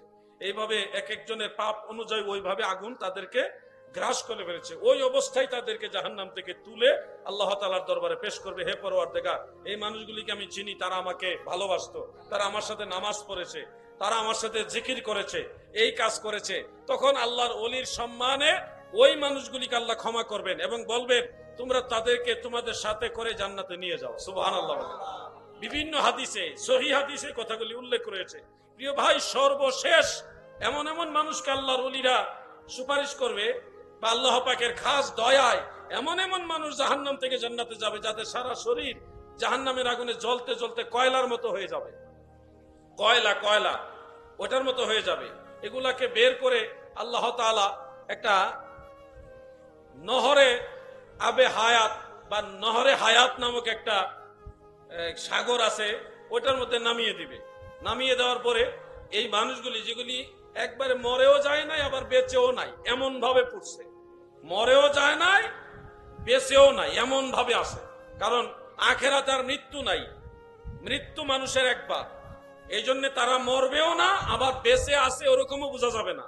এমন ভাবে জাহান্নামের আগুনে তারা জ্বলবে, জ্বলতে জ্বলতে কয়লার মতো হয়ে যাবে। এগুলাকে আল্লাহ তাআলা নহরে হায়াতের মধ্যে নিয়ে নামিয়ে দিবে। ওইখানে নামার পরে একটা মরা গাছ যেমনি ভাবে বৃষ্টির পানি পড়লে ধীরে ধীরে এটা আবার সজীব হয়ে ওঠে, ঠিক তেমনি ভাবে ওই সাগরের পানির মধ্যে নামার পরে আল্লাহ পাকের খাস দয়ায় তারা আগের মতো আবার দেহধারী হবে। সুবহানাল্লাহ বলেন। আগের মতো শরীরধারী হবে, কিন্তু একটা আলামত থেকে যাবে। সেই আলামতটা জাহান্নামের পুড়ে যাওয়ার একটা আলামত তাদের শরীরে থেকে যাবে। ওই অবস্থায় তাদেরকে আমার আল্লাহ জান্নাতে দিবে। মানুষরা দেখেই তাদেরকে চিনবে, কারণ তারা সর্বশেষ জাহান্নাম থেকে বের হয়ে আসছে, তাদের কপালে বা শরীরে একটা অংশে আগুনে পুড়ে যাওয়ার আলামত থেকে যাবে। তাদেরকে জান্নাতি বান্দারা, অন্য অন্য জান্নাতীরা যারা আগে জান্নাতে গিয়েছে তারা বলবে তোমরা তো জাহান্নামী, জাহান্নামী হিসেবে চিনবে। তখন ওই মানুষগুলি আমার আল্লাহর দরবারে আবার ফরিয়াদ করবে, আল্লাহ জান্নাতে দিয়েছো কিন্তু জান্নাতের বাসিন্দারা আমাদেরকে জাহান্নামী বলেই ডাকে। তখনই দরখাস্ত দেওয়ার সাথে সাথে আমার আল্লাহ দয়ার গুণে তাদের সেই জাহান্নামের চিহ্নটাও দূর করে দিবে। প্রিয় ভাই আমার, এই কথাগুলি বলার উদ্দেশ্য হলো আল্লাহর ওলি যারা, সত্যিকারের বুজুর্গ আল্লাহর ওলি যারা, তাদের সাথে সম্পর্ক রাখবেন, আসা যাওয়া করবেন, ঘন ঘন আসা যাওয়া করবেন। 2 বছর পরে একবার গেছেন, আবার 3 বছর পরে আরেকবার গেছেন, আবার 4 বছর পরে আরেকবার গেছেন। এরকম আসা যাওয়ায় সাধারণত পরিচয় হয়, এরকম সম্পর্ক হয় না। পরিচয় হওয়ার সম্পর্ক বছরে অন্তত কয়েকবার যেতে হবে। হুজুর আমি কিন্তু অমুক গ্রামের অমুক, আপনাকে মহব্বত করি। এটা বছরে কয়েকবার গিয়ে যদি আপনি ওনার সাথে একটা সখ্যতা তৈরি করেন, প্রেমের সম্পর্ক, মহব্বতের সম্পর্ক তৈরি করেন, তাহলে আল্লাহ রসুল বলেছেন আল মারউ মাআ মান আহাব্বা। আপনি যে মহব্বতের সম্পর্ক তৈরি করেছেন, এই সম্পর্কের কারণে গুনাহগার হওয়া সত্ত্বেও আল্লাহর ওলির সুপারিশে আল্লাহ আপনাকে জান্নাতে দিয়ে দিবেন। সুবহানাল্লাহ। এইটা হলো সম্পর্কের ফায়দা, সুসম্পর্কের ফায়দা, সোহবতের ফায়দা। এটা বলার উদ্দেশ্য হলো আল্লাহর ওলি যারা, পীর বুজুর্গ যারা, তাদের সাথে ঘন ঘন আসা যাওয়া করবেন। এটার জন্য স্বয়ং সৃষ্টিকর্তা আল্লাহ তাআলা নিজেই আমাদেরকে উৎসাহ দিয়েছেন। যেমন একটা আয়াতে কারিমা আপনারা অনেকে হয়তো পারেন, আমার সাথে পড়ুন। বিসমিল্লাহির রাহমানির রাহিম। ইয়া আইয়ুহাল্লাযীনা আমানুত্তাকুল্লাহা ওয়া কুনু মা'আস সাদিকিন। ইমানদার বান্দা বান্দিরা রে, তোমরা আল্লাহকে ভয় করো এবং সত্যবাদী বান্দা যারা, তাদের অন্তর্ভুক্ত হয়ে যাও। অন্য আয়াতে কারিমার মধ্যে আমার আল্লাহ তাআলা বলেছেন ফাদখুলি ফি ইবাদি ওয়াদখুলি জান্নাতি। আমার খাস বান্দা যারা, তাদের কাতারে শামিল হয়ে যাও এবং জান্নাতে প্রবেশ করো। অতএব জান্নাতে যাওয়ার আশা যার অন্তরে আছে, তারা আল্লাহর ওলিদের কাতারে গিয়ে শামিল হতে হবে, তাদের সাথে সম্পর্ক রাখতে হবে। তবে এক্ষেত্রে সতর্কতা অবলম্বন করবেন, কোন ভণ্ড পীরের কাছে যাওয়া যাবে না। যেই পীরে নামাজ পড়ে না, রোজাও রাখে না, শরীয়তের ধার ধারে না, ভণ্ডামির সাথে লিপ্ত থাকে, 2 রাকাত নামাজের ইমামতি করার মতো যোগ্যতা নাই, জুম্মার নামাজ, ঈদের নামাজের খুতবাটাও দিতে পারে না, কিন্তু বড় পীর সাহেবের ফোলা পীর সাহেব হয়ে গেছে। এরকম পীরের ঘরে জন্ম হইলে পীর হয় না, অবশ্যই পীরের ঘরেও যোগ্যতা সম্পন্ন পীরজাদা থাকতে পারে, আছে, কিন্তু পীরের ঘরে জন্ম হইলেই সব যোগ্য হয়ে যায় না। ও ভাই আমার, পীরের সন্তান পীর হবে, যদি যোগ্যতা থাকে তাহলে অবশ্যই হবে, কিন্তু যোগ্যতা নাই, সূরা ফাতিহা ঠিক মতো পড়তে পারে না, 2 রাকাত নামাজের ইমামতি করতে পারে না, বিশাল জুব্বা আবাকাবা লাগাইয়া পীরে কামেল সেজে বসে আছে, নামাজ পড়ে না ঠিক মতো, মহিলাদের দিয়ে হাত পা টিপায়। এই ধরনের পীর যারা আছে, এরা কামেল পীর না, এরা হলো ভণ্ড পীর, এগুলি নাকেস পীর। এদের সাথে সম্পর্ক রাখলে তাদের সাথেই জাহান্নাম নসিব হবে। আমার কথাগুলি ক্লিয়ার কথা, হয়তো সবাই খুশি হতে পারবেন না, কিন্তু এটাই সত্য কথা। কিয়ামতের ময়দানে দেখবেন আলাউদ্দিন জিহাদি যেটা বলছে এটাই ঠিক। কামেল পীর মানতে হবে, ভণ্ড পীর মানা যাবে না। প্রিয় ভাই আমার, কামেল পীরের কাছে যখন যাইবেন, হৃদয়ের মধ্যে একটা শান্তি লাগবে, চেহারা দেখলে মায়া লাগবে, এবং ওনাকে দেখলেই নবীর কথা মনে পড়বে, আমার আল্লাহর কথা মনে পড়বে। ওনারকে দেখলেই মনে হবে এই খারাপ কাজ করা উচিত না, করা যাবে না। ওনার তাসিরের কারণে আপনার মন্দ কাজ অটোমেটিক দূর হয়ে যাবে। এই হলে, এই আলামতগুলি হলো কামেল পীর চিনার আলামত। আমি আবার বলছি কথাগুলি, যেই পীরের কাছে গেলে চেহারা দেখলে মায়া লাগে, চেহারা বা মাথার থেকে পায়ের তলা পর্যন্ত ওনার সুন্নতের আমলে ভরপুর, ওনার কথার মধ্যে আলাদা একটা মায়া, তাসির, ওনাকে দেখলে নবীজির কথা মনে পড়ে, ওনাকে দেখলে আল্লাহর কথা মনে পড়ে। এমনকি ওই পীরের কাছে যাওয়ার উসিলায় আপনি আগে একটা অন্যায় কাজ করতেন, এখন আর এটা করতে মনে চাইতেছে না, আমি হুজুরের কাছে গেছি, আগে যেটা করছি, এখন তো হুজুরের কাছে গেছি, পীর সাহেব হুজুরের কাছে গেছি, এখনো যদি এটা করি এটা ঠিক হবে না, এরকম যদি মনের মধ্যে একটা জিনিস পয়দা হয়, তখন বুঝবেন যার কাছে গেছেন উনি সঠিক পীর। আর যদি পীরের কাছে যাওয়ার আগে নামাজ পড়ছেন না? পীরের কাছে যাইয়া নামাজ পড়েন না? আগে যেই এখনো সেই, যেই লাউ হেই কদু, বুঝবেন ওখানে পাওয়ার। এটা বাইরে ফিটফাট, ভিতরে সদরকার। আমার কথা বুঝতেছেন না আপনারা, না রাগ করতেছে?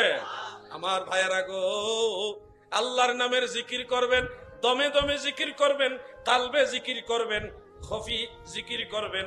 অনেক ধরনের জিকির আছে। জিকির ইসমে জাত আছে, নফি ইসবাতের জিকির আছে, সুলতানুল আজকার পর্যায়েও জিকির আছে। জিকিরের অনেক ক্লাস আছে। জিকিরে জেহেরি আছে, জিকিরে খফি আছে, অনেক প্রকার জিকির আছে। 2 জড়ি 4 জড়ি 6 জড়ি জিকির আছে, অনেক প্রকার জিকির আছে গো। পীর মাশায়েখরা যেইভাবে আপনাকে শিক্ষা দেয় ওইভাবে জিকির করবেন। নিজে পণ্ডিতি করতে গিয়া একটু বাড়াইয়া বিকৃত আওয়াজে জিকির করবেন না।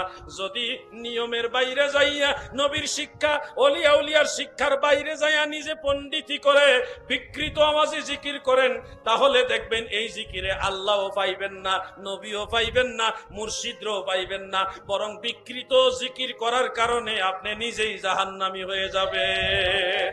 এই জন্য জিকির করবেন সুন্দরভাবে, নিয়ম মাফিক। কিছু কিছু জিকির আছে যেগুলি স্পষ্ট কিছুই বোঝা যায় না, যেমন কিটা কইছেন, যদি হু হু এটা বলতেন তাও হইতো, কারণ হা জমির দিয়ে আল্লাহকে বুঝায়। হা জমির দিয়ে আল্লাহকে বোঝান, হুও বলেন নাই। এটা কি? ফেরেশতারা কি লিখবে এটা? আপনি কি উচ্চারণ করছেন আপনি নিজেও তো জানেন না। এই জন্য আমার কথাগুলি ক্লিয়ার। কালবি জিকিরের নিয়ম আছে, দমে দমে জিকির করারও নিয়ম আছে। আমি জিকির সম্পর্কে একটু ক্লিয়ার ব্যাখ্যা দিয়ে দিই, আজকে মনোযোগ দিয়ে শুনবেন। ইআলাম আন্না যিকরা আলা সালাসাতিল মারাতিব, জেনে রাখুন নিশ্চয় জিকির হলো 3 ধরনের। তাফসীরে মাযহারির মধ্যে সূরা আরাফের 55 নম্বর আয়াতের তাফসীরে কাজী সানাউল্লাহ ফানিফাতি রাহমাতুল্লাহ আলাইহি এই কথাটা উল্লেখ করেছেন। জিকির প্রধানত 3 প্রকার। বলেন কয় প্রকার? 3 প্রকার। প্রথমটা হলো আহাদুহা যিকরুজ জাহির, প্রথমটা হলো প্রকাশ্য জিকির, যেমন লা ইলাহা ইল্লাল্লাহ, লা ইলাহা ইল্লাল্লাহ, লা ইলাহা ইল্লাল্লাহ। অথবা ইসমে জাত আল্লাহু আল্লাহ, আল্লাহু আল্লাহ, আল্লাহু আল্লাহ, অথবা একবারই আল্লাহ আল্লাহ। এভাবে বিভিন্ন ভাবে করা যায় স্পষ্ট। ইয়া আল্লাহু ইয়া রহমানু ইয়া রহিম, এইভাবে বিভিন্ন নামের জিকির স্পষ্ট ভাষায় বলবেন। এটা হলো প্রথম প্রকার জিকির, যেই জিকিরের কথা কুরআনুল কারীম আমার আল্লাহ বলেন, কাদ আফলাহা মান তাযাক্কা ওয়া যাকারা ইসমা রাব্বিহি ফাসাল্লা ওয়া যাকারা ইসমা রাব্বিহি। রবের নামের জিকির। রবের নাম হলো আল্লাহ, আমার রবের নাম হলো রহমান, আমার রবের নাম হলো রহিম, আরো অনেক নাম আছে। রবের নাম নিয়ে আমার আল্লাহর স্মরণ করা, এটাকে বলা হয় জিকরুল্লাহ। যেমন আল্লাহ আল্লাহ আল্লাহ ইত্যাদি এই ধরনের জিকির। এটা হলো প্রথম প্রকার জিকির। দ্বিতীয় প্রকার জিকির হলো ওয়াসানিহা যিকরু বিল লিসান সিররান। দ্বিতীয় প্রকার জিকির হলো আওয়াজ হবে না, গোপনে গোপনে জিহ্বা নড়ায়া নড়ায়া জিকির হবে, কিন্তু আওয়াজ হবে না। আওয়াজ হবে না, সিররান গোপনে হবে। জিকরে বিল লিসান, জিহ্বাটা নড়বে। যেমন ধরেন আপনি আল্লাহ আল্লাহ জিকির করতেছেন এক জায়গায় বসে, এই ঠোঁট দুইটা বন্ধ, আপনার নাকে শ্বাস ছাড়ছেন আর নিচ্ছেন, কিন্তু জিহ্বা নাড়াইয়া নাড়াইয়া গোপনে জিকির করতেছেন।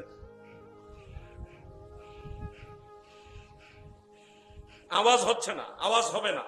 আওয়াজ ছাড়া শুধু জিহ্বা নাড়াইবেন, এই জিকির আপনি শুধু বুঝবেন জিকির করছেন, আশেপাশে কেউ বুঝবে না।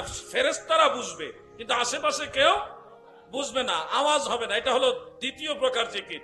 কানজুল উম্মালের মধ্যে, তিরমিজি শরীফের মধ্যে এবং বাইহাকি শুআবুল ঈমানের মধ্যে কয়েকটা হাদিস উল্লেখ রয়েছে। আম্মা জান আয়েশা সিদ্দিকা রাদিয়াল্লাহু তাআলা আনহা থেকে বর্ণিত, তিনি বলেন রাসূল করিম সাল্লাল্লাহু আলাইহি ওয়াসাল্লামকে প্রশ্ন করা হলো, আইয়ুল আ'মালি আহাব্বু ইলাল্লাহি তাআলা। নবী গো,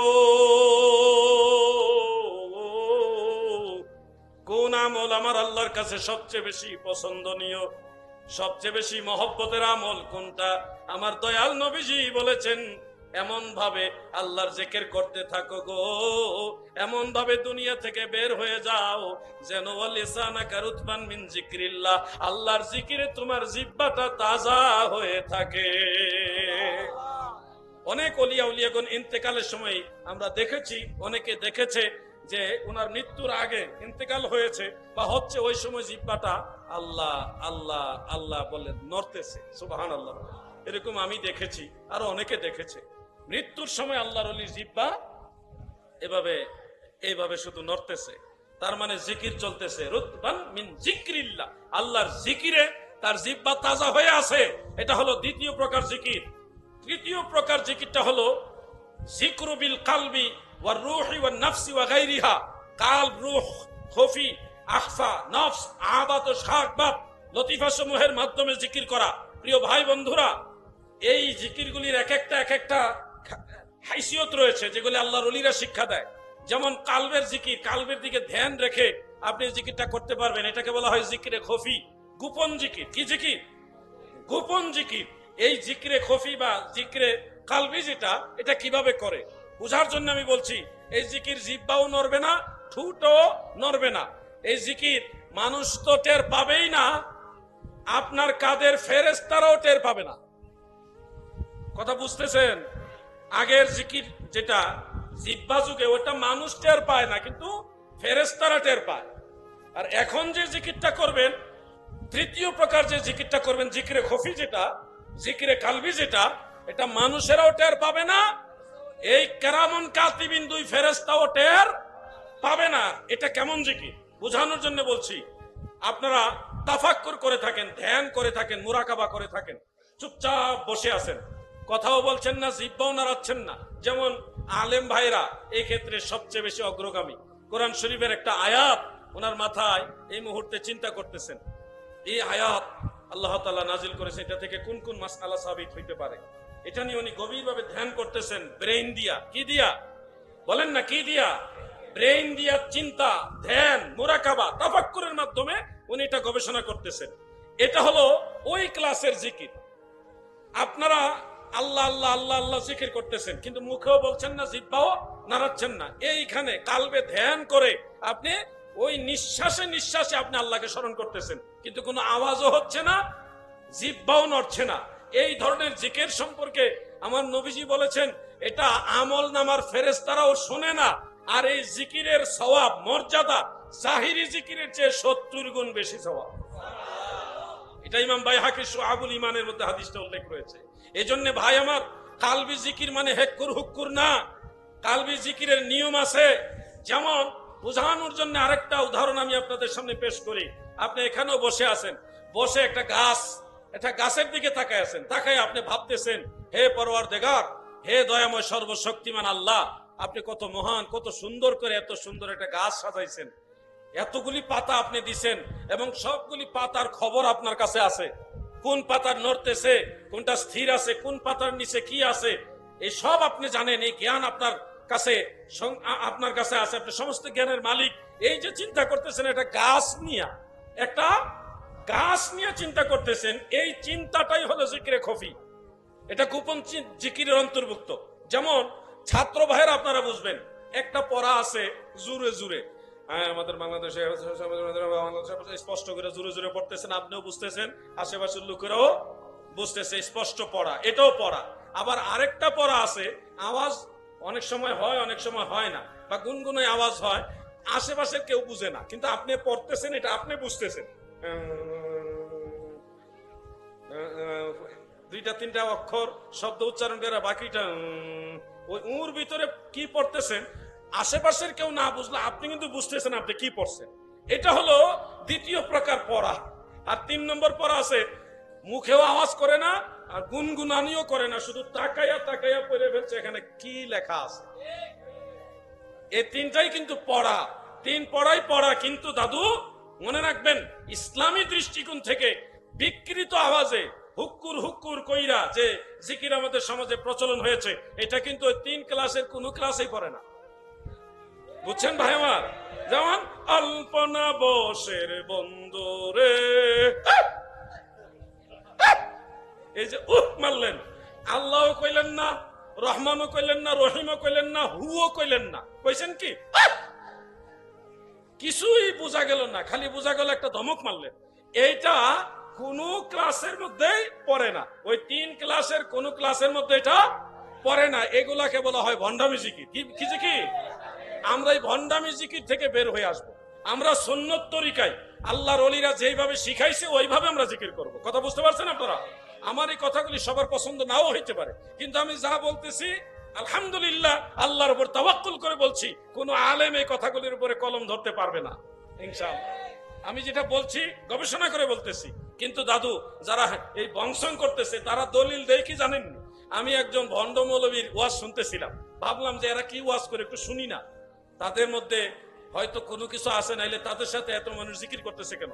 শুনতেছি উনি একটা হাদিস শরীফ বলতেছে, কিভাবে যে বলছে আমি এটা বলতে পারতেছি না। মানে একটা হাদিস আছে না, আকসিরু যিকরুল্লাহি হাত্তা ইয়াকুলা মাজনুন, আছে না ভাই? মুসনাদ আহমদের মধ্যে আছে, আকসিরু যিকরুল্লাহ, তোমরা আল্লাহর জিকির করো, বেশি বেশি আল্লাহর জিকির করো। হাদিসের ভাষাটা হলো আকসিরু, আকসির মানে বেশি করে জিকির করো, এত বেশি পরিমাণে জিকির করো যেন লোকেরা দেখলে তোমাকে পাগল বলে। এটা হলো হাদিস। আর তারা হাদিস পড়েও ভুল, উচ্চারণ করে ভুল, অর্থ করে ভুল। তারা বলে এমন ভাবে জিকির করে যেন পাগল করে। আরে ভাই, এখানে এমন ভাবে জিকির করো বলিনি, বলছে বেশি বেশি জিকির করে যেন লোকেরা পাগল বলে। আকসিরু শব্দের অর্থ নিছে এমন ভাবে। এগুলি আরবি একটা শব্দের অর্থ পর্যন্ত ঠিক মতো জানে না, নামের আগে আবার লাগাইছে আল্লামা। আল্লামা এখন এত পরিমাণে বাড়ছে, এখন আর তাদের কারণে আলেমরা ওয়াজ করতে লজ্জা পায়, এমন ভাটিয়ালি টান মারে, ওই টানের ঠেলাই তো আপনার আবার সুবহানাল্লাহ মারে। ওয়াজ ঠিক না বেঠিক ওটা পরে টানের ঠেলাই সুবহানাল্লাহ। কিন্তু ভাই সত্য জিনিসটা জানতে হবে, সত্য পথে চলতে হবে। ওলি আল্লাহর শিক্ষা নবীর শিক্ষা, ওলি আল্লাহর শিক্ষা জান্নাতের শিক্ষা। এখানে ভণ্ডামি যারা করতেছেন, এটা কিন্তু দাদু মদিনাওয়ালার শিক্ষাও না, আল্লাহর ওলিদের শিক্ষাও। আসেন আমি সঠিক জিকিরের একটা পদ্ধতি আপনাদের শিক্ষা দেওয়ার উদ্দেশ্যে, তালিম দেওয়ার উদ্দেশ্যে 1 মিনিট বা 1.5 মিনিট জিকির করতে চাই। করবেননি সবাই? ইসমে জাত আল্লাহ আল্লাহ আল্লাহ আল্লাহ আল্লাহ, মাশাআল্লাহ মাশাআল্লাহ।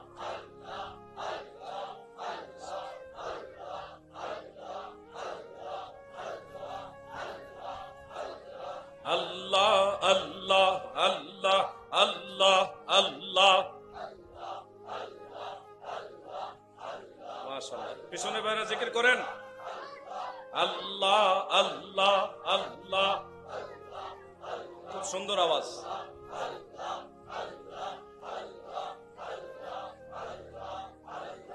আল্লাহ আল্লাহ, এই মাইকেল ভাই জিকির করেন। কি হইছে, আপনারা জিকির লাগবে না নাকি? আল্লাহ আল্লাহ আল্লাহ আল্লাহ আল্লাহ, জিকির করো। আল্লাহ আল্লাহ আল্লাহ, ডাকো না, লজ্জা লাগেনি? আল্লাহরে ডাকো। কারে ডাকবা? আল্লাহ ছাড়া কেউ নাই। আল্লাহ আল্লাহ আল্লাহ আল্লাহ,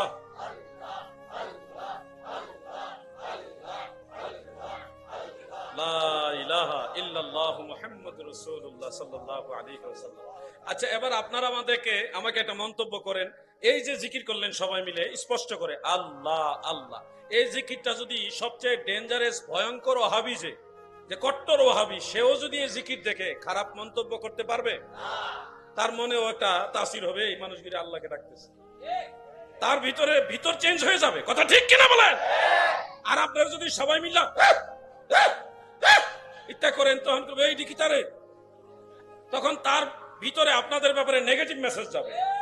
এজন্য আমরা জিকির চাই, কিন্তু ভণ্ডামি জিকির চাই না। এই বিষয়গুলি খেয়াল রাখবেন প্রিয় ভাই।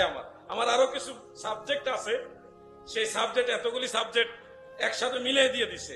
মাজার নিয়ে তো অনেক কথা আছে, সবগুলি কথা বলাও হলো না। মাজারের বিধান কি, মাজার জিয়ারতের বিধান কি, এই বিষয় নিয়ে সংক্ষেপে একটু না বললে বিষয়টা পরিপূর্ণতা পায় না। মনে রাখবেন, আহলে সুন্নাত ওয়াল জামাতের সমস্ত উলামা, ফুজালা, খুলাফা, সুলাফা, আইম্মা, সমস্ত আউলিয়ায়ে কেরাম, মুহাদ্দিসিনে কেরাম, মুফাসসিরিনে কেরাম, ফুকাহায়ে কেরাম সবাই একমত। একমত, এই ব্যাপারে ইজমা হয়েছে। ইমাম নববী রাহমাতুল্লাহ আলাইহি এই ব্যাপারে ইজমার কথা উল্লেখ করেছেন। ইমাম জালালউদ্দিন সুয়ুতি তিনি ইজমার কথা উল্লেখ করেছেন। ইমাম মুল্লা আলী কারি তিনি এই ব্যাপারে ইজমার কথা উল্লেখ করেছেন। মানে পৃথিবীর সব ইমামরা ঐকমত্য পোষণ করেছেন যে জিয়ারতে কবর এটা সমস্ত মুসলমানের জন্য ইস্তেহবাব, মানে মুস্তাহাব, এটা সওয়াবের কাজ, এতে কোনো সন্দেহ। কারণ আমার নবীজি নিজে কবর জিয়ারত করেছেন। ইন্নী কুনতু নাহাইতুকুম আন জিয়ারাতিল কুবুরি ফাজুরুহা ফাইন্নাহা তুযাক্কিরুল মাউত, রাওয়াহু আহমদ।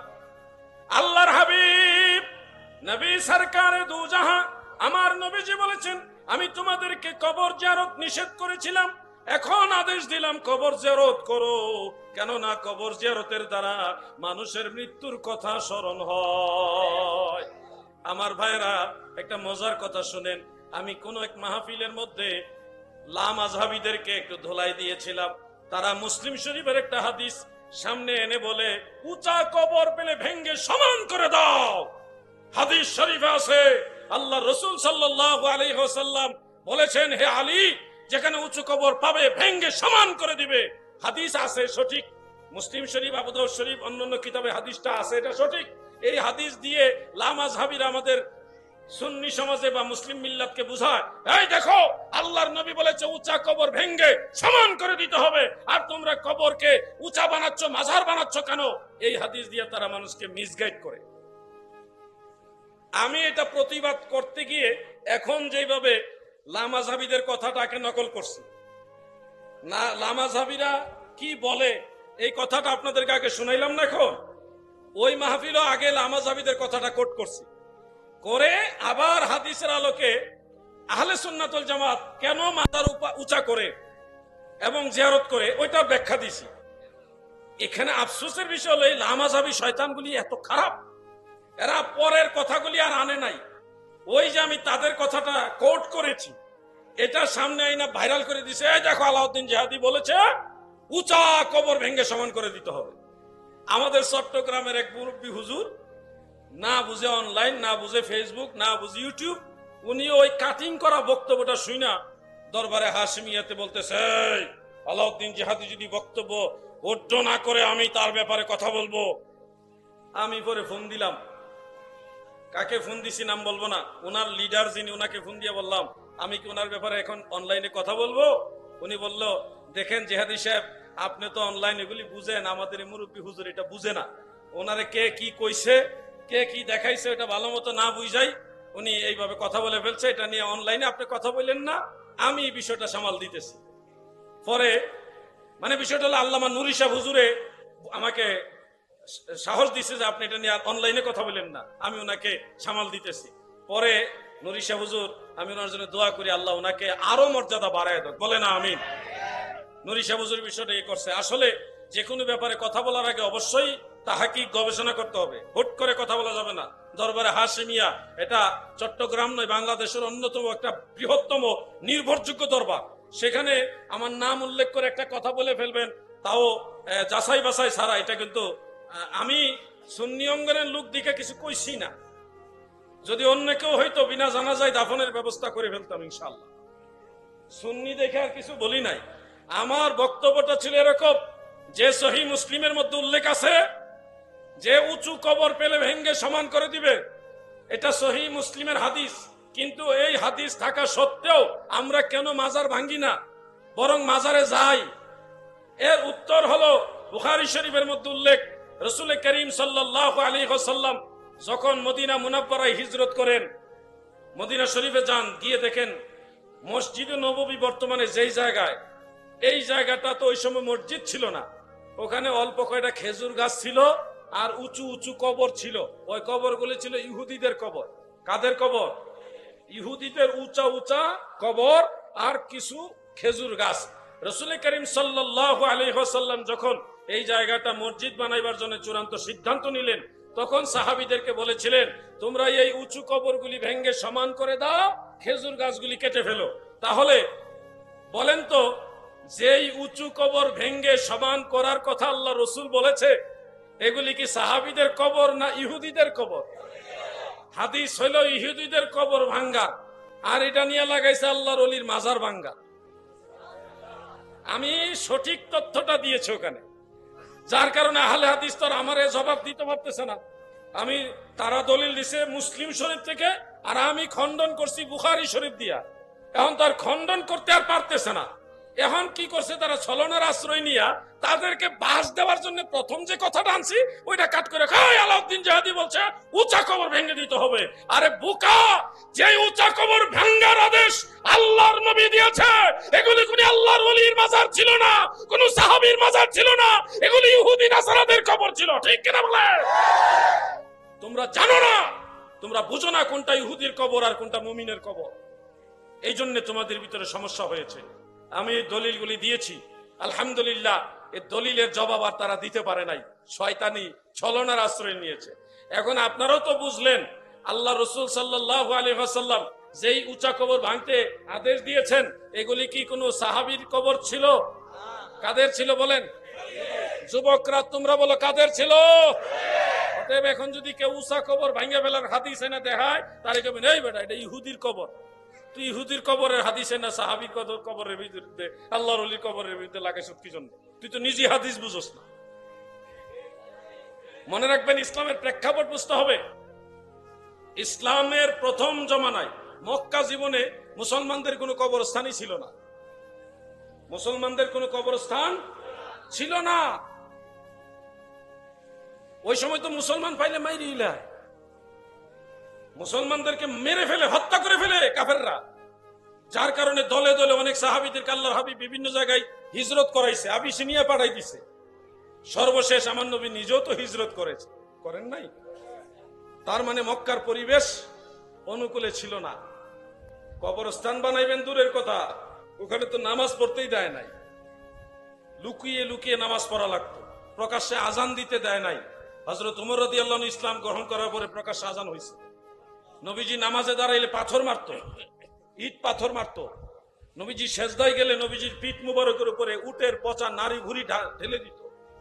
কত কষ্ট দিয়েছে আমার নবীজিকে মক্কা জীবনে।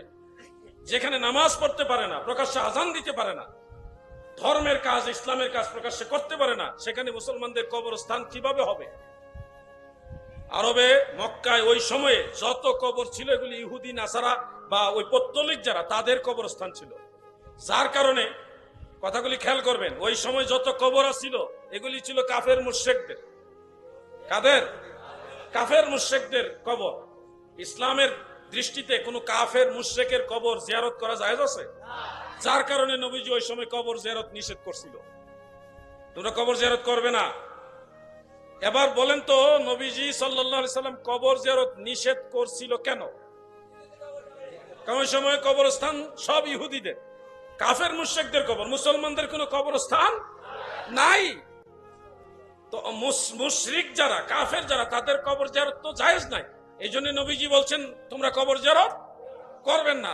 পরে যখন নবীজি মদিনা শরীফ চলে আসছে, মুসলমানদের আলাদা কবরস্থান হয়েছে, তখন নবীজি বলছেন ফাজুরুহা, এখন থেকে কবর জিয়ারত করো, কারণ এখন মুসলমানদের কবরস্থান আছে। তাহলে বোঝা গেল কবর জিয়ারত নিষেধ, কারণ ওই সময় মুসলমানদের কবর জিয়ারত ছিল না। কবর জিয়ারত করো, হাকিকত ওই সময় মুসলমানদের কবর হয়েছে, কবরস্থান হয়েছে। এই জন্য যেই কবর ভেঙ্গে ফেলার কথা এসেছে ওগুলি ছিল কাফের মুশরিকদের কবর। আর যেই কবর রাসূল পাক সাল্লাল্লাহু আলাইহি সাল্লাম নিজে দিয়েছে এগুলি তার সমান ছিল না, এগুলিও একটু একটু উঁচা ছিল, প্রায় 1 হাত পরিমাণ উঁচা ছিল। মদিনা শরীফ গেছেন এমন কেউ কি আছেন এখানে? একটু হাত উঠান না। এই যে আমার হাজী সাহেব আছেন, আর কে আছেন? এখানে আছেন, আর নাই কেউ? আছে, বেশ অনেক, মাশাআল্লাহ। আপনারা কি জান্নাতুল বাকির কবরগুলি দেখছেন? এগুলি কি একবারে সমান না সামান্য উঁচু? সামান্য উঁচু না? এই উটের পিঠের মতো একটু সামান্য এইভাবে উঁচা, 1 হাত বা 1 হাতের কাছাকাছি পরিমাণ উঁচু, 1 হাতের একটু কম হবে, কোনোটা 1 হাতের সমান হবে, এতটুকু সামান্য। এই যে এই সিস্টেমটা ছিল রাসূল পাকের সিস্টেম। দেখেন, আপনি যদি বলেন উঁচু কবর ভেঙে সমান করে দাও, তাহলে 1 হাত হোক আর আধা হাত হোক, এটাও তো উঁচু, তাহলে তো এগুলিও ভেঙে দিতে হবে। অথচ এই সিস্টেমটা শিখিয়ে গেছে কে? আমাদের দয়াল নবীজি। তো রাসূল পাক নিজেই 1 হাত বা 1 হাতের কাছাকাছি উঁচু করা কবর শিক্ষা দিলেন, আবার নবীজি নিজেই বললেন সমান করে দাও। তাহলে নিজের বিরুদ্ধে নিজের হাদিস হয়ে যাচ্ছে না? আসল বিষয়টা হলো যেই কবরগুলি রসুলে পাক দিয়েছেন এগুলি ছিল মুমিনের কবর, আর যেগুলি ভেঙ্গে ফেলার আদেশ দিয়েছেন এগুলি ছিল বেঈমানদের কবর। কথাটা কি ক্লিয়ার হয়েছে? আমরা মোটামুটি বিষয়টা ক্লিয়ার হয়ে গেলাম। আসলে সারা দেশের রাজনৈতিক অবস্থা ভালো না, আপনারা তো জানেনই। আমার ইচ্ছা থাকা সত্ত্বেও আমি লম্বা আলোচনা করতে পারবো না, কারণ আমাকে আবার রাতারাতি ঢাকায় ঢুকতে হবে, নাহলে দিনের বেলায় সম্ভব নিয়ে যাওয়া। আপনারা কোন পরিস্থিতির কারণে আজকে আমি লম্বা আলোচনা ইচ্ছা করলেও করতে পারছি না, কারণ রাত্রের মধ্যে ঢাকায় না ঢুকলে ফজরের পর থেকে খেলা শুরু হয়ে যায় বাবা, রাস্তা বন্ধ করে দিব, তখন একটা অবস্থা বেগতিক হয়ে যাবে। তাইলে আমার কিন্তু ইচ্ছা ছিল রাত্রে 1টা পর্যন্ত আলোচনা করার, আপনারা না শুনলে জোর করে আওয়াজ শোনাইতাম আজকে, কিন্তু কিছু করার নাই আমার, আমি আর সামনে এগোতে পারছি না। একটা কথা যেটা শেষে রয়েছে আমি একটু এটা বলে দিয়ে তারপরে আমি আলোচনাটা শেষ করছি। আসেন একটু জিকির করি, লা ইলাহা জোরে লা ইলাহা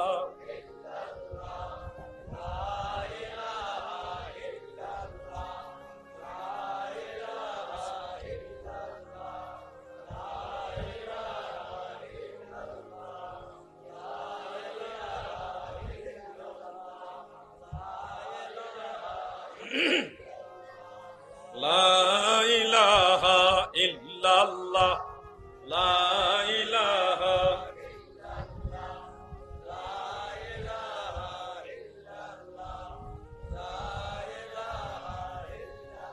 লা ইলাহা ইল্লাল্লাহ মুহাম্মাদুর রাসূলুল্লাহ। স্বপ্নে দেখে মাজার নির্মাণ করা যাবে কিনা? উত্তর হলো, স্বপ্নে দেখে মাজার নির্মাণ করার উৎসাহ দেওয়া যাবে না। শুধুমাত্র ওই সকল অলিগণ কাশফের মাধ্যমে কিংবা স্বপ্নের মাধ্যমে মাজার চিহ্নিত করতে পারবেন, যে সকল অলিকে যুগের সকল আলেমরাও আল্লাহর অলি হিসেবে মানে। এমনি নিজে একজন পীর দাবি কইরা নিজের বুজুর্গি জাহির করার জন্য পাহাড়ের উপর একটা জায়গায় মাজার বানায় ফেললো, এরপর এটা দিয়ে ব্যবসা শুরু করে দিল। এরকম হইলে বুঝতে হবে বেশিরভাগ ক্ষেত্রে ধোঁকা আছে। কাশফ ওই সকল অলিদের বিশ্বাস করবেন যে সকল অলি সম্পর্কে আলেম সমাজও একমত যে উনি একজন বুজুর্গ আল্লাহর অলি। যেমন আল্লামা হাশিমি সাহেব রহমতুল্লাহ আলাইহি, উনি যে একজন আল্লাহর অলি আলেমরাও মানে।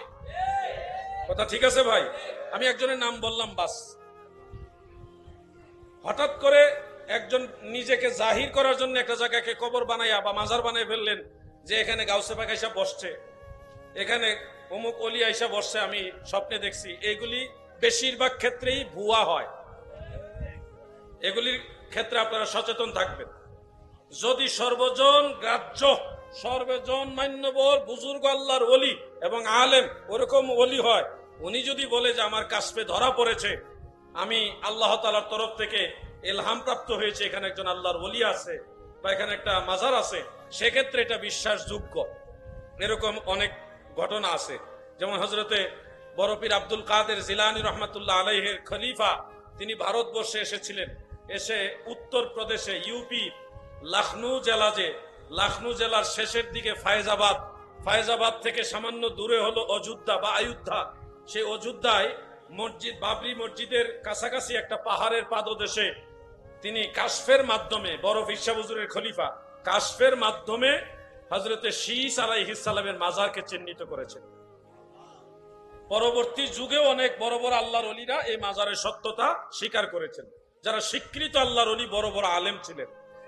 এরপরে হযরতে মুজাদ্দিদ আল ফিসানি আল ফারুকি রাদিয়াল্লাহু আনহু, তিনি হযরতে আদম আলাইহিস সালাম ও নূহ আলাইহিস সালাম তিনাদের মাঝামাঝি ওই সময়ে প্রায় 11 জন বা ততোধিক নবীর মাজার আছে পাঞ্জাবে। সেই মাজারগুলি তিনি কাশফের মাধ্যমে আলেম সমাজকে নিয়ে চিহ্নিত করে গেছেন। সেই মাজারগুলি আছে, এখনো আছে। এক একটা মাজার 14 হাত, আরো লম্বা লম্বা। তো এই ধরনের সর্বজন গ্রাহ্য, সর্বজন মান্য এমন মহান আলেম এবং ওলিউল্লাহ যারা, তারা যদি কাশফের এবং ইলহামের কথা আলেম সমাজের কাছে প্রচার করে এবং সবাই বিশ্বাস করে আস্থা রাখে, তাদের চিহ্নিত করা মাজারগুলি মেনে নিবেন। জিয়ারত করবেন। কিন্তু সলিমউদ্দিন কলিমউদ্দিন বাপ দাদার নাম নাই, সানমুল্লার বিয়াই, হঠাৎ পীর সাহেব হইছে বা নিজের বুজুর্গি জাহির করতে চাচ্ছে, এই হিসাবে একটা জায়গাকে চিহ্নিত করে বলছে এখানে গাউসে বাগাইসা বসছে, এটা অমুক জায়গার মাজার। এই ধরনের ক্ষেত্রে বেশিরভাগই ধোঁকা হয়। আপনারা এগুলি সাধারণত বিশ্বাস করবেন না।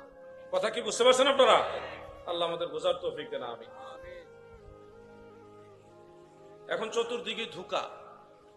এখন ভালো মানুষ বা সত্যিকারে অলি আল্লাহ খুঁজে পাওয়াটাই এখন সবচেয়ে বড় চ্যালেঞ্জ। এখন অলি আল্লাহ খুঁজে পাবেন না, সব বাইরে একরকম, ভিতরে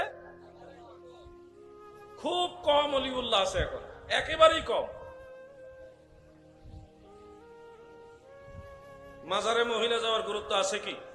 হানাফি মাযহাবের দৃষ্টিতে মুতলাকান মহিলাদের জন্য কবর জিয়ারত জায়েজও না, আবার নাজায়েজও না। স্থান কাল পাত্র ভেদে মহিলাদের কবর জিয়ারতের অনুমতি আছে। এমনিতে যেখানে মহিলাদের জিয়ারতের আলাদা কোনো ব্যবস্থা নাই, নারী পুরুষ একসাথে মিলিত হয়, এক জায়গায় দাঁড়াইতে হয়, বা মহিলাদের ঘর থেকে মাজার পর্যন্ত বা কবরস্থান পর্যন্ত যাওয়া আসার পথ নিরাপদ না, শরীয়তের বেষ্টনী দ্বারা আবদ্ধ না, ওই ধরনের জায়গায় মহিলারা কবর জিয়ারতে যাবেন না। গেলে আপনাদের গুনাহ হবে, সওয়াব তো হবেই না, আরো বড় গুনাহ হবে, মাকরুহে তাহরিমা। আর আপনার বাড়ির আশেপাশে আপনার বাবার কবর আছে, একজন মা, একজন মহিলা, তার বাবার কবর তার আশেপাশে আছে, বা নিজের বাবার বাড়িতে গিয়ে পাশে বাবার কবর আছে, মায়ের কবর আছে, আপন ভাইয়ের কবর আছে, সেক্ষেত্রে ওনারা চাইলে, যেহেতু একেবারে কাছে নিজের ফ্যামিলি পারিবারিক কবরস্থান, কবরস্থানের পাশে দাঁড়িয়ে মহিলারা নিজের নিকটাত্মীয় যারা তাদের কবর জিয়ারত করতে পারবে, ওই ক্ষেত্রে তাদের জন্য জায়েজ আছে। যেমন খাতুনে জান্নাত